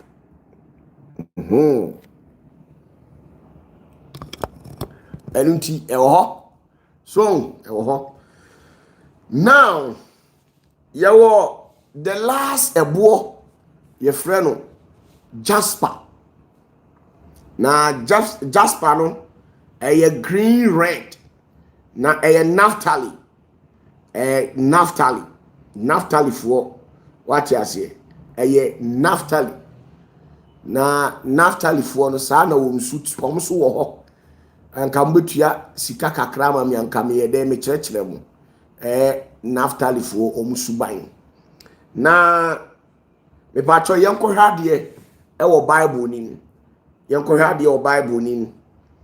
Yenko hade wo Bible nim na yenhwɛ ade. Me pacho yenko hade wo Bible nim na yemfa hwɛ ade. Na obi me pacho Genesis chapter 49 verse 1 to 25. Be your Bible no near hade. Genesis chapter 49 verse 21 to 1 to 25. Me pacho be your Bible no. Enti we Jasper ni say na Jasper tie. Me pacho Jasper no Naphtali abusua na we no omudi akon pa yie omudi akon pa wa abusua ni. Okay, well me mbese mebubo me de ma no beka enti wo de enhade Genesis chapter 49 verse 1 to 25. Me pacho de enhade me kyerɛkyerɛ mu de akyerɛ mu biem. Now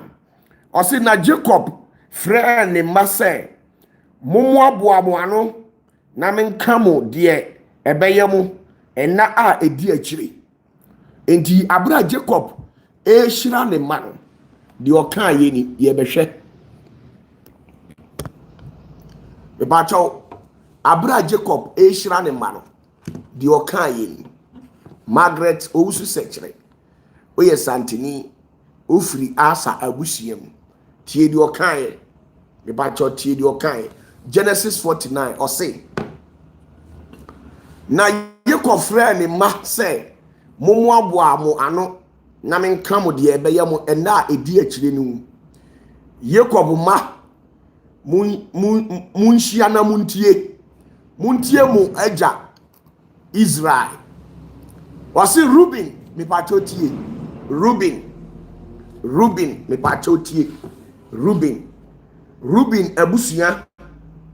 Ruben me pacho Ruben ye. Ruben ana emerald ayane dia me pacho Ruben ana emerald. So this is emerald and it is the symbol or the stone to which the tribe of Reuben emanated. What you say? Emu ana Reuben free and into me pacho enu ni etie ni or say verse 3 was see Reuben ma bakano ma ho de ni me mani ye ne ma sifri obrusu anidie mu obrusu tumi mu wo hihim sa insuo enti wo kandie befiri wonsa efiri se wo foro wa jana ye enum na ugu wo hu fi me empa na wo foro ye me pa cho no. Enti Genesis chapter 49 verse 1 ekokosi verse 4 ɛhɔ no ka Reuben asɛm ɛhɔ no ka Reuben asɛm. Enti Reuben asɛm na ɔka yɛ no ɔse enka wo a woyɛ bapanyin ni de una nka wose ye di abusua ni nyina ati ma wo une wose ye di enidie ma wo nanso so mimi Jacob 1 wache me yere ketewa ne nada 2 unsa emume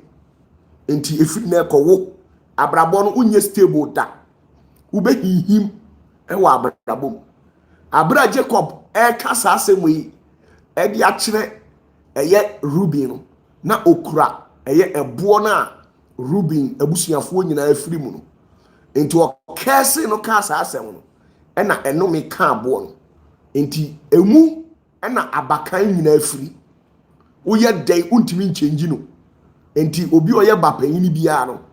ofiri Reuben ase enti wan hwe yi a abrabo no untimi entintim abrabo mu da enti obi wo ha wo hwe mi sisi a ebia wa ye yie esu unua mpanyimfo nyina o mabobo asesa unua mpanyimfo ebi ayare ebi omo ho kyere wo obi wo ha wo ye ba panyini na wo hwe mi sisi a enioma nkoyie ma enioma nya easy ma ho kyere wo ankasa eye Rubin ti ena saade ne eye dey ewo ho na obi beka se Yesu abewu me ba cho Yesu wu na obewu ye no wankase wo obewu no abeyi sa no me na firi ho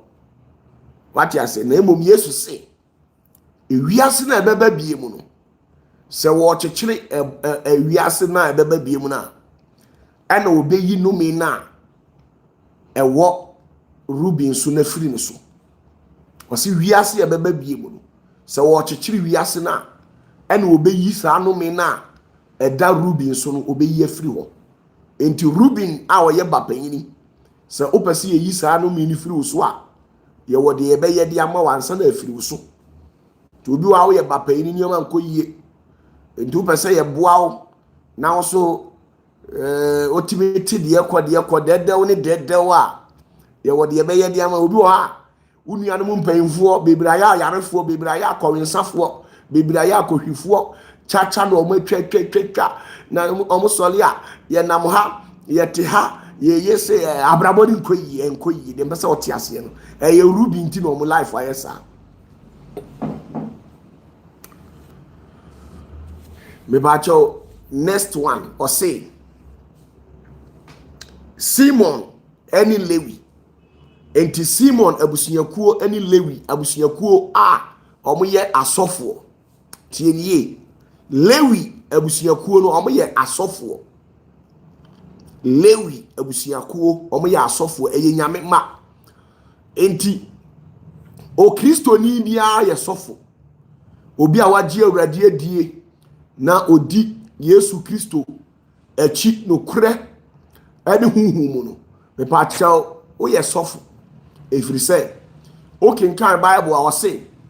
wayeyen aheman ene asofo tieniye Yesu Abraham na Yesu enya ma wiase no na ye wo enipakuo bi a omo eye Bible ni mu a omo na ye Lewifo omo di asofo na abra Yesu baaye no ene wo se wo ma enipakuo kitwa bi enni sofo enti obi obesa kire di na chi bia no na wafa ne nkonua ato no kon ho bia no obeye ne eye osofo enti wo se waye aheman ene asofo enti obia oye born again bia no oye oba oye sofo ba oye bema oye sofo bema na se okoye sofo oba ne bema dia ene ofili Lewi abusua nim na Lewi abusua no Jacob edome wo mo tie do ka kire Lewi ene Simon o se Simon ni Lewi mo ye enianom won kranta ye eniedin akode mekra enko won agina mu na manim onyam enkofra won asofuo mu efiri se won abufuo mu na wokum nipa na won ahokyere mu na wosei enantwie wadome won abufuo mu se eso ne won anibre se emu yeden mecheche won mu ewo Yakob mu na mabɔ won ahwete Israel mu epacho enti yen asofo no yen nyina Jacob de no meto yeso enti wo ye sofo a eden pa se obeye wo ye Kristoni a eden pa se obeye because of sa no mi we enti enunti ena Yesu ebaye no obebie secret ne de to ho na wo mo mpese o meyi no okenkan John 21 se okenkan John chapter 21 abra Peter eni asuafo no ejai Yesu akiri die no na eye ahokyere abra Paul ejai nyamesem ka esa akobo tent ewo ayi ase no na eye ahokyere enti ahokyere nti bebre omodo a omwo ma awurade no ano adwo ahokyere nti bebre nko asori ahokyere nti bebre abamu abu ni nyina ya ahokyere Jacob na ye won sa odome won osi nyame ani monyam entimi ntena mo so eniti se wo pese nyame ani monyam osofo uye o kristoni oso wo pese utimi esi edan papa na udem wo pese wo so utimi twi nkrofo ka yi wo pese wo ye anioma papa adi se yehudi betimi ayama what you say adi so yehudi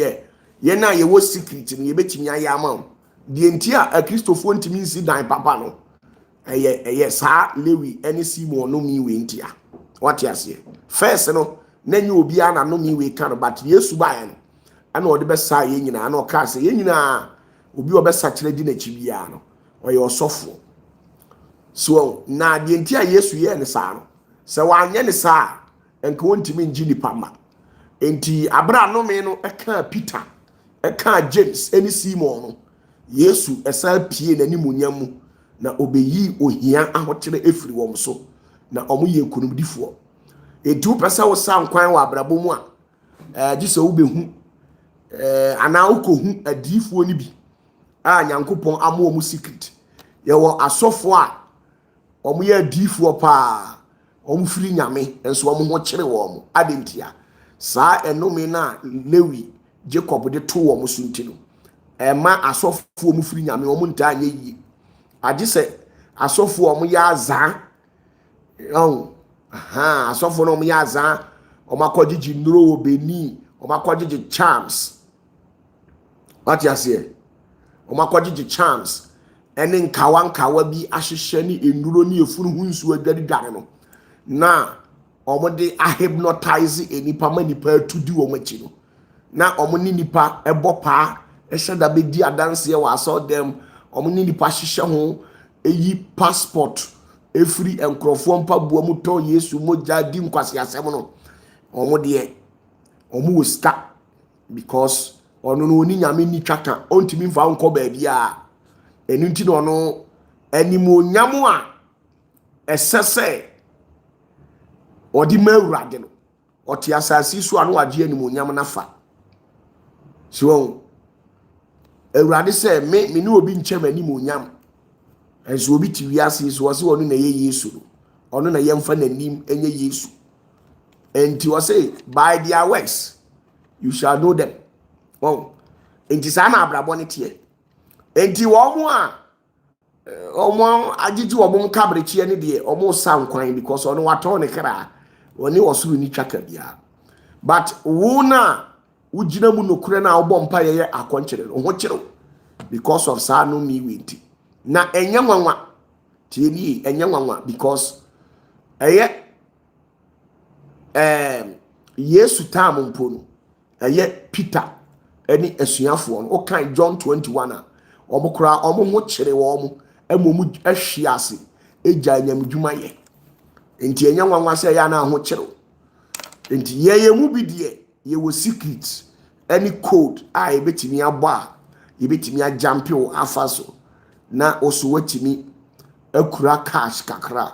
na nanse ho kyere wododo oso physical $500,000 mu adi be say ache enti obi oso agisi wo ye criminal works ansana wonya kakra to no botom agisi wo ye niema bi ana wo ye politics kakra na watime wi o man sika kakra na jabende ya na awde me pa kire no obi wo ha asa ne ayo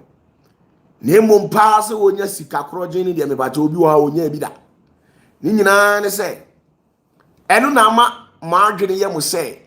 onyankopon de wo nhyira obi timi ka se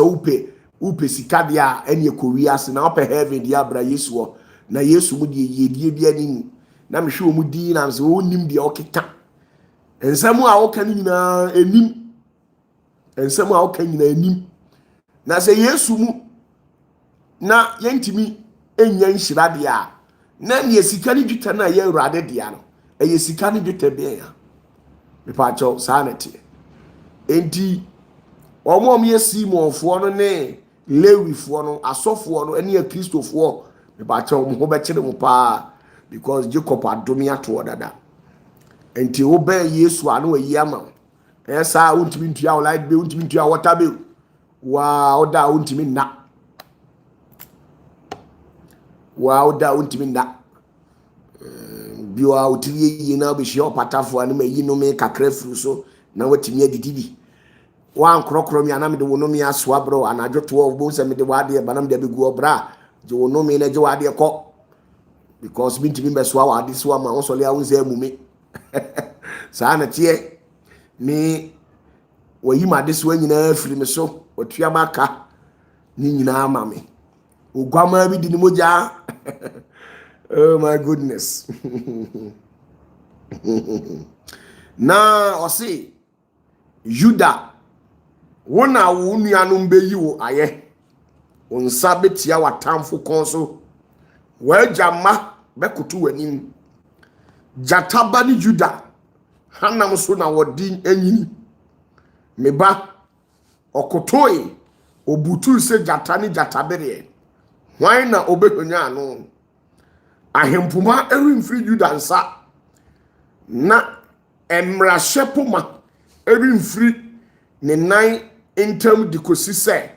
esusudifo a aman beyi sitie amano ebeba erinti Juda abusuya we mu no emu ena Yesu firi na every ceremony bia no eye Yudani every ceremony bia no oye Yudani na omo no yeskata omo wo asechire now ohwa Bible ekirikire mu se ahempoma no ewo Judafo nsem na abra Yesu baaye no ene obeje ahempoma no efiri Judafo nsem enti abra Yesu shira Judafo no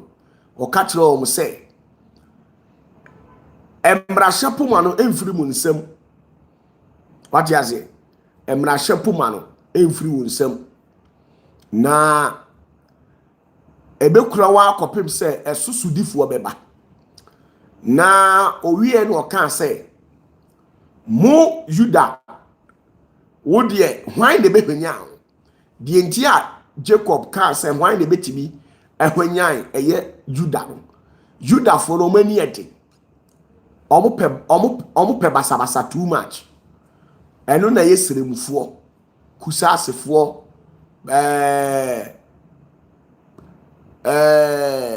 gonjafo kusasefo gonjafo ayi esremfo tribe ni nyina omo ye Judafo mosifo nyina omo ye Judafo ye kan say oh baby kusasi ma konkomba hausa hwan omo nyina omo ye Judafo na omo pe basabasa saa na omo suban tie enti abra Jacob esra wo mo oka se mamprusi frafra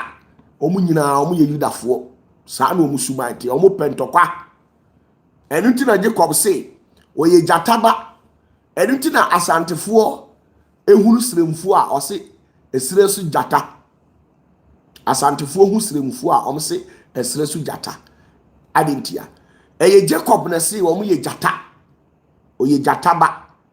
enti no se onam hanam so na didi enti wono wonam eniyedin so na didi ye ka se hanam so a wonam eniyedin so na didi enti wo hwe esiremu a wani nya dia wontimi ntina esiremu enkwala wo siremu nyina wo mani ete because ye nyina yedi adanse ye se esiremu no ensu papa bi anhye dani ho ena aduane papa bi anhye dani ho school papa bi anhye dani ho but sana eye Jacob ye wo o hwe Burkina fo no omu nyina ye Judafo Burkina fo ye Judafo Ibrahim Traore ni hwan omu nyina omu ye Judafo asefo oko Nigeria omu ye Judafo bebre wo ho oko Nigeria Judafo bebre wo oko northern part of Africa Judafoɔ bebree wɔ uko Egypt Judafoɔ bebree wɔ ɔmo no ɔmo saa na ɔmo te ɔmo ani edi na ɔse verse 10 ɔse wɔno na verse 9 ɔse gyataba ne Juda hanam so na ɔnam nyini meba ɔkɔtoi na obutu sɛ gyata enti ɔn sɛ sremfoɔ sɛ de ɔmo ani si ɛɛden na ɔmo yɛ basabasa no ohuni papa no wabutu srewuni ba ɛde aduane kɔma ne kunu a no wabutu baba kasa no wabutu fom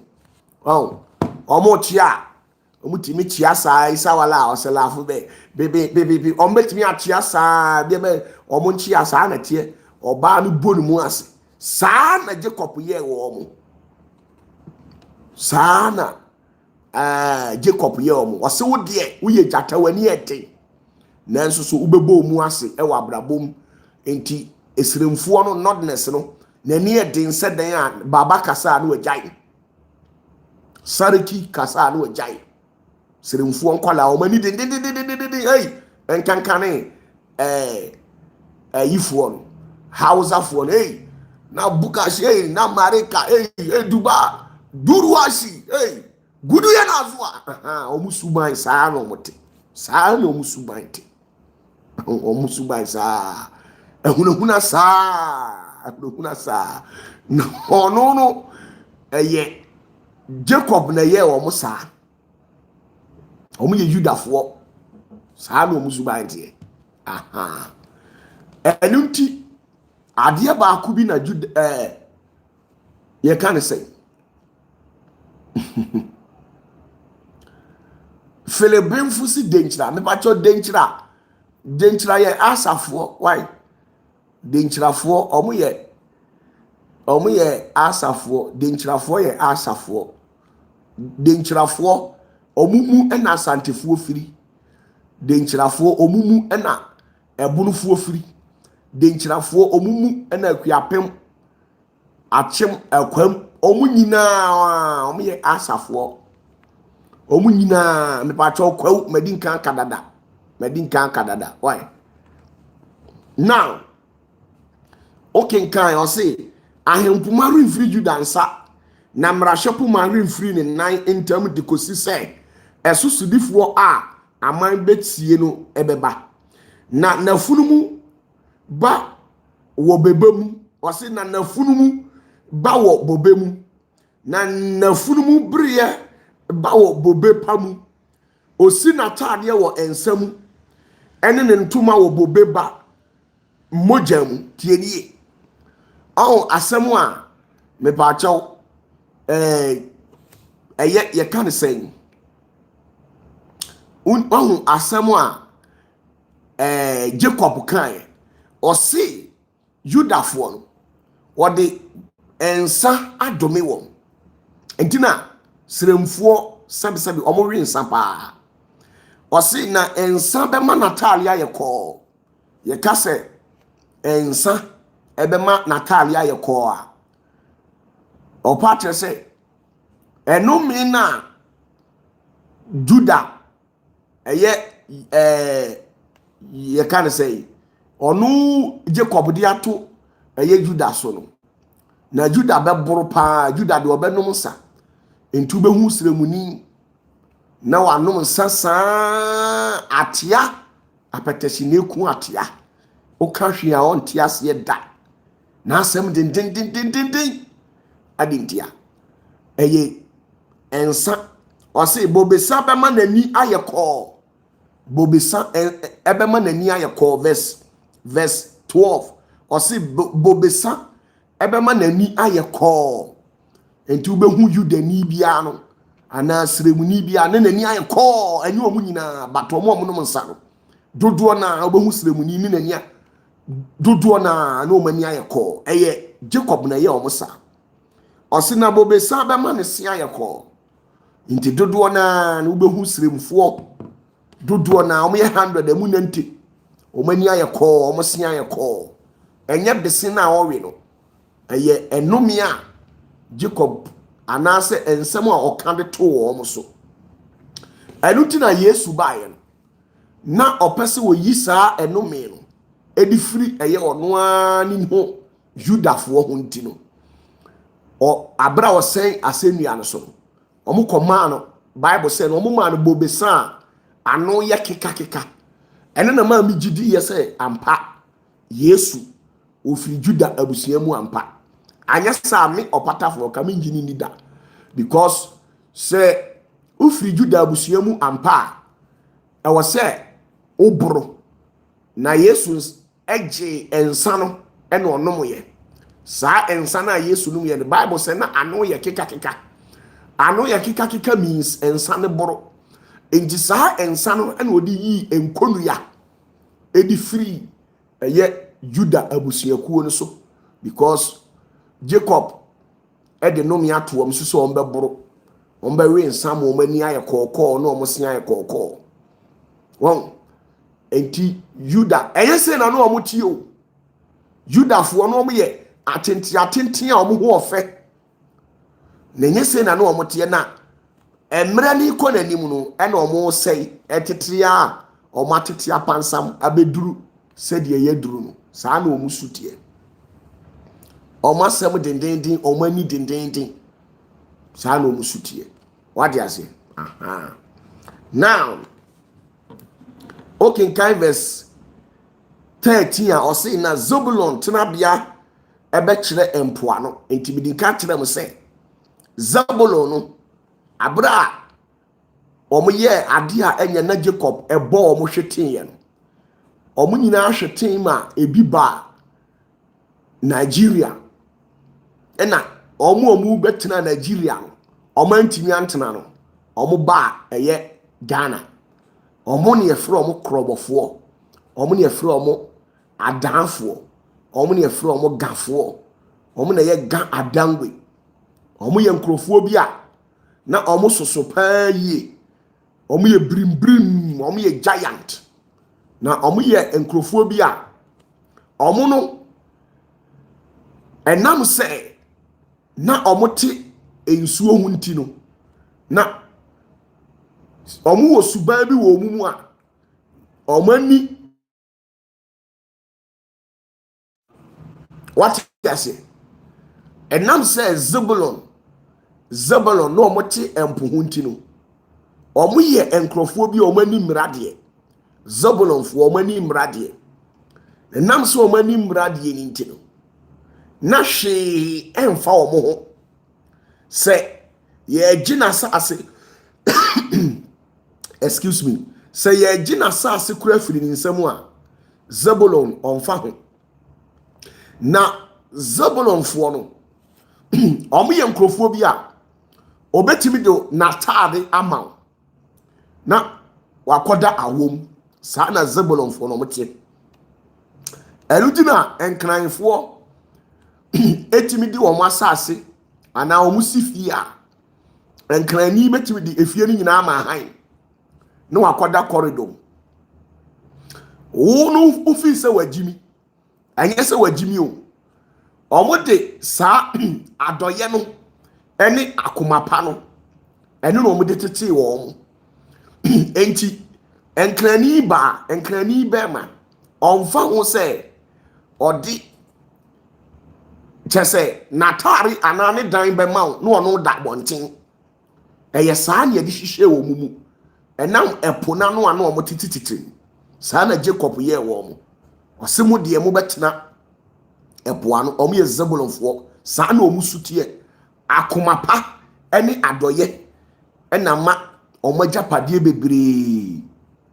so enkranfo akomapa ne adoye nti ene komu ye ene adonke because tete hono na Zebulon emema ni nyina no o wade kura ontu mfiri o maame no papa fie na wasa akofo oba no de abafie o Zebulon fo ware a omu ntu nko na omo sa ba omo papa fie ene o maame fie no o makofo oba no de abetena o enti omu no omu nsi fie o ai se bibia amfa no ho na bibia na emfa Zebulon fo ho no emfa omo ho because ye de papayo ene wura omo tirim ene na bre o mase antimi amo o mampagya no saa na o musuban tie yento aso na osi Isaka oye afunumu hodenfo obutumu antam na ohunu se homabia no ye ne asase so a efe na obre ne matiri ase de gye adesoa na ode esum adwuma ayito enti obi wo ha abusua na awo mu no ebacho oye Isaka abusua mu na ofiri na Isaka abusua kuo no omusuban ne se omo no sika ni fie ho but omo ye adwuma pa omo pebre so Isaka abusua kuo no omo pebre pa yi omo ye adwuma nti ebi wo ha utim konya oba ofiri Isaka abusuam ana bema ofiri Isaka abusuam a oye adwuma pa yi oye adwuma pa yi na omo no omo osuban bi wo omo enam saa adwuma na ya omo peninti no na abrabo no omo nhye da ni sikanti no eya na omo ya ye adonkofo e wa abrabom eti omo sumpa yi obi wo ha obre pa ensoso bra obre wa abrabom no ayese nkrofo yusu ana nkrofo twudi enti Isaka asefo no saa na omo tie ena Dan ose Dan bebu ni nua nkrofo aten se Israel emusuakuo mu biara Dan beye okwan so owo tempo so agritia oka aponko nantin na ne so tenafo ahwenachi enti Dan wati ase me pacho anwonafo omo ye Yudafo anwonafo ye Yudafo why misro anwona ewe people are from the Judah tribe omo ye Yudafo anwonafo ye Yudafo misro with all due respect ma wo se manfo bisa Judah you can say anwonafo omo ye Yudafo the ewe people are from the tribe of Judah. I'm telling you the truth. Omu ye Judafo. Omumu na Mary free. Omumu ena sa nkrofo ni nyina free. Omu nyina omu ye Judafo. Now na Dan and wachirechire mu no. So that is by Dan. Now I say God aye asafubi ritual God for si asafubi ritual na ono nso atoa won aka won atin ena odru eye asafo so o se asa aduane be ye osradinam na obema ahiniane a eye akono enti asafo no omo na siesie ahinie e ma ne ya akono the whole Ghana the whole world tribe omuma ahinie eye akono eye asafo omuna ye akanfo no omuna ma ahinie esuba mfaso omuna ma ahinie esuba you can say like they are the ones that make sure that we recognize what we call tradition in respect to what we call kinship. Into omono no akanfo ye kase akanfo a enye asantefo nko a ene ye akanfo na akanfo no ebi wo Ivory Coast akanfo no ebi wo Ivory Coast akanfo no ebi ye Ivory Coast akanfo no ebi wo America Suriname akanfo no ebi wo Benin akanfo no ebi wo Volta region akanfo no ebi wo Akuapem ebi wo Kwawu ebi wo Achem ebi wo Asante ebi wo Ebono ebi wo Sahwi ebi wo Nzema akanfo no ebi omumpayimfo paa no ene sa tribe ye from say kra obi bo mu din wo ase osisi a tribe na intim jakari efiri mu no o me pacho wa o kai no churugu ase o ma me na me refi o na ye akanfo no o na ma ahenie enu nti na abra ye de Prince Charles esi akonya so ene wa be King Charles no oto ne nsa e de frɛ otumfo o se tu se ono na atena akonya ne so ache enti omra na o ma kyerɛkyerɛ no ahenie ene amamre sanete enti omo no omo ye akanfo omo de omo ahensɛm no omo nkonwa de omo mfa ni agro saa na Jacob ka kyerɛ omo Jacob na ye omo saa oye ne den akonya tuntum firi ne fie oye ne den ofiri akonya tuntum omo ye asafo oye mfantini asa oye denkyerani asa yes denkyerafo omo na ye asafo mpanyimfo denkyerafo omo ye asafo mpanyimfo enti me ba chaw saa na te enti ye ka wo mo a omo nyina no asa abusua no so no emu ache maako dumienu tienie asa abusua kuo no omu nyina omumu ache maako dumienu omu nua a oya kitikiti no omu nua na oya ketoa na owo mu no omu na ye asante no tienie omu nua na oya ketoa pa wo mu na oya last born tie di opatafoɔ mekan asa abusuakuo na eye akan abusuakuo no omumu ache 12 one day me the Bible beba be prove you na omunua kuma omunua ketwa ene asante omunua ketwa ene asante na omu papa ehira awom tienie omu papa ehira awom na enam aduane ene enkwampanti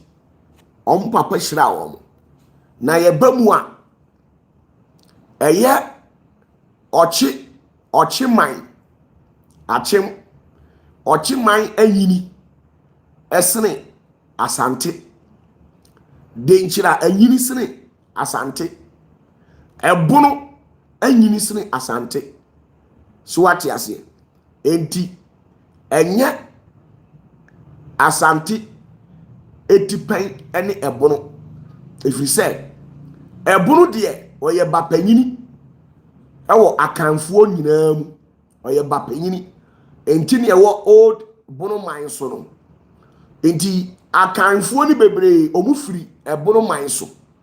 ate ase akanfuo ni bebree firi ebono man so enti omu nyinaa ka akyire ni asante akanfuo ni nyinaa omu ka akyire ni asante omu nyinaa ka akyire ni asante ketwa no so na wabeji ajapade ene ahunyade because of opapa ketwa no no maame ye obi a na okrokro papa ipa yi enti opapa edi sika kokko opapa de ahunyade opapa edi sika gite ensase ene odi hira ketwa no enti ketwa no na abedane asante ane ubi aya ose wo ya asanteni no ubi aya o ya asanteni wati ase ubi aya ose wo ya asanteni asante ene ye akan abusuakuo ni nyina omo ketwa ana ono so na ye oba asante na ye oba ono onye bema tieni asante nye bema asante oye oba enu nti no wawo amanase adore no waye bebiri asante nye bema asante ye oba enti no waware awo amanase aye bebiri be no enu nti na entokwa bi a asante kokun ye bia no enya asantefo mema ene ko ekon no eye enkrofo ena asantefo ekofa wo mo ede wo mo ko ekon na die enti a asantefo kofa enkrofo bema no omo nye emema onti omo nkokon what you say enti asante eye asafoɔ no ɔmo ketewa no yɛfrɛ no asante no ɔno ɔmo kɔfa eye Juda yɛka sɛ Judafoɔ no Mosifoɔ kɔnkɔmafoɔ ɛna kɔnkɔmafoɔ ɔmo na ɛbɛkoma asante efisɛ asante nyɛ bɛɛma asante ɛyɛ ɔbaa so nkɔko ɛyɛ bɛɛma na ɛkɔko nti asante ni bɛɛma asante wɔ ɔmaa nti na tribe ni nyinaa no ɔmo na dɔɔso tribe ni nyinaa no ɔmo na wɔ ahonyadeɛ tribe ni nyinaa asante na wɔ din tribe ni nyinaa ɔna ne ho dede because no ayɛ ɔbaa ketewa a ne ho ɔfɛ paa yie na ɔmaame ɛyɛ ɔbaa na ɔsom ɔpapa paa yie nti abere ɔpapa ɛkyɛ agudie no ɔde agudie no die mu oduro ɛne die nhyira wom ɛna ɔde ma asante ɛyɛ Akan abusuakuo no ɛno nti asante na hu ni saa no ɛnyɛ tribe baako ɛnam so ɔyɛ ɔbaa no nti na ne nua no mu nyinaa ɔna yɛ ketewa na ne nua mu nyinaa so no ɔno na ɔyɛ kɛse ɛni ti na de bia ya ɔmo se asante hu ani bere no ɔmo nte ase ona ɔyɛ ketewa na asante so na no ɔde ɔna yɛ ketewa so na no ɔde ndodo ɛni ti na de bia ma ne nua no mo yɛ ne saa no enti be ba cho saa na tie why saa na tie enti tribe ni nyinaa no ɛwɔ asekyerɛ ɛkwan a mo fa so a mo ba wiase ɛne ɛkwan a mo fa so nyame ɛkyekyere mo obia ade a Jacob ɛkato obia so no obia nu a watimi asesa ne da bepem na me ne wo kase obia nu a watimi asesa ne da ade sɛ wo ben Messiah no na wayi saa de na firi so ɔn sɛ onipa bi a nakoma ye bia na woyɛ ne bibia ɔnkasa ɔnsɛ saa nkrɔfoɔ no ɛyɛ na yɛse wɔ magyi me ba to meboa mo a motie me no mo sɛ mo betimi a testify a ɔn sɛ sɛ woni obi tifie woni obi ti abusuam wodidi natam a wonfiu wofa na ade a ɔnfa ho no ayɛ din a ɛyɛ yɛtaa ka sɛ nipa no wagyi mi meboa ɛno na ɛkɔkɔyɛ ya ɛma nkranfoɔ ɔmagyapadeɛ nyinaa afiri ɔmo nsa no ɔmo yɛ Zebulonfoɔ na ɔmo Zebulonfoɔ no ɔmo yɛ nkrɔfoɔ bi a na Jacob pɛ ɔmo asɛm paa yi na Jacob pɛ ɔmo asɛm paa yi enti ɔmo no ɔmo tena ɛbɛn no ahu sɛ Jacob no ɔpɛ ɛpo ho tena wate ase Jacob na ɔpɛ ɛpo ho tena enti saa nkrɔfoɔ no ɔmo tena bɛn Jacob paa yi na ɔmo yɛ too good na because of their extreme kindness and generosity sometimes people take them for granted and then the Gan people because of their extreme generosity and kindness sometimes we misunderstand them and then take their leniency for granted. Ono na ye Zebulon sa na otie. Enti asafo no e obia ne sedie sitie. Obia ne sedie na hinie ene ne bibia ede isitie. Enti kane no na ye ni asante bia oho. Wati ase. Kane no na ye ni asante bia oho. Na ye ni asante oho. Na ye wo eye denchira tinie na ye ni asante bia oho ne wo denchira na ye wo denchirafo so nanso so ne wo Judafo ahemfo a omo yesremfo a omo na omo frititi bedi hene what you say omo na frititi bedi hene a na omo ho dada achire ya na akamfo ni bi tienie Actually, ya and I can't phone be a tea a tia. Ewo a year dangerem and no more for me or more. And a woman in the ano. And you say, oh, my asaf one. And oh, me no asante. If you must say, is scienti, and yet is scienti. A year asante asafo. Asafo. Asafo. Sano motie. Omo yusu o margin. Omo didi o margin ho. Asafo no sano motie. Omo yusu o margin. Omo didi o margin ho. Enti asantini yusu na adwene. Asantini didi na adwene ho. Oni asantini hia odidi na adwene ho. Oyusu na adwene 24/7. Sano omu sano margin tie. Sano omu suban tie. Sano motie. Enti me pacho ye wo ebo onyankopon eyi onipa firi mu aye ebo maako dumienu na ewiase foforo na ebeba no Yesu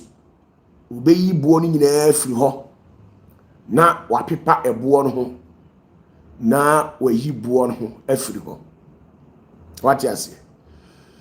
na odi ebo foforo aba beto ewiase no a foundation ya mi hira obi biara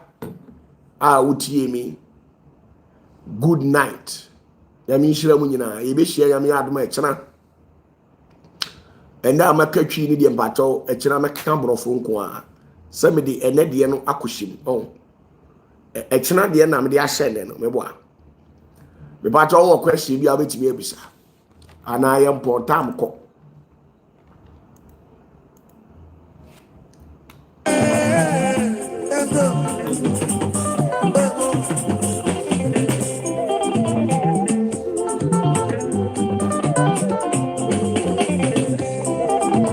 What's on up with the man?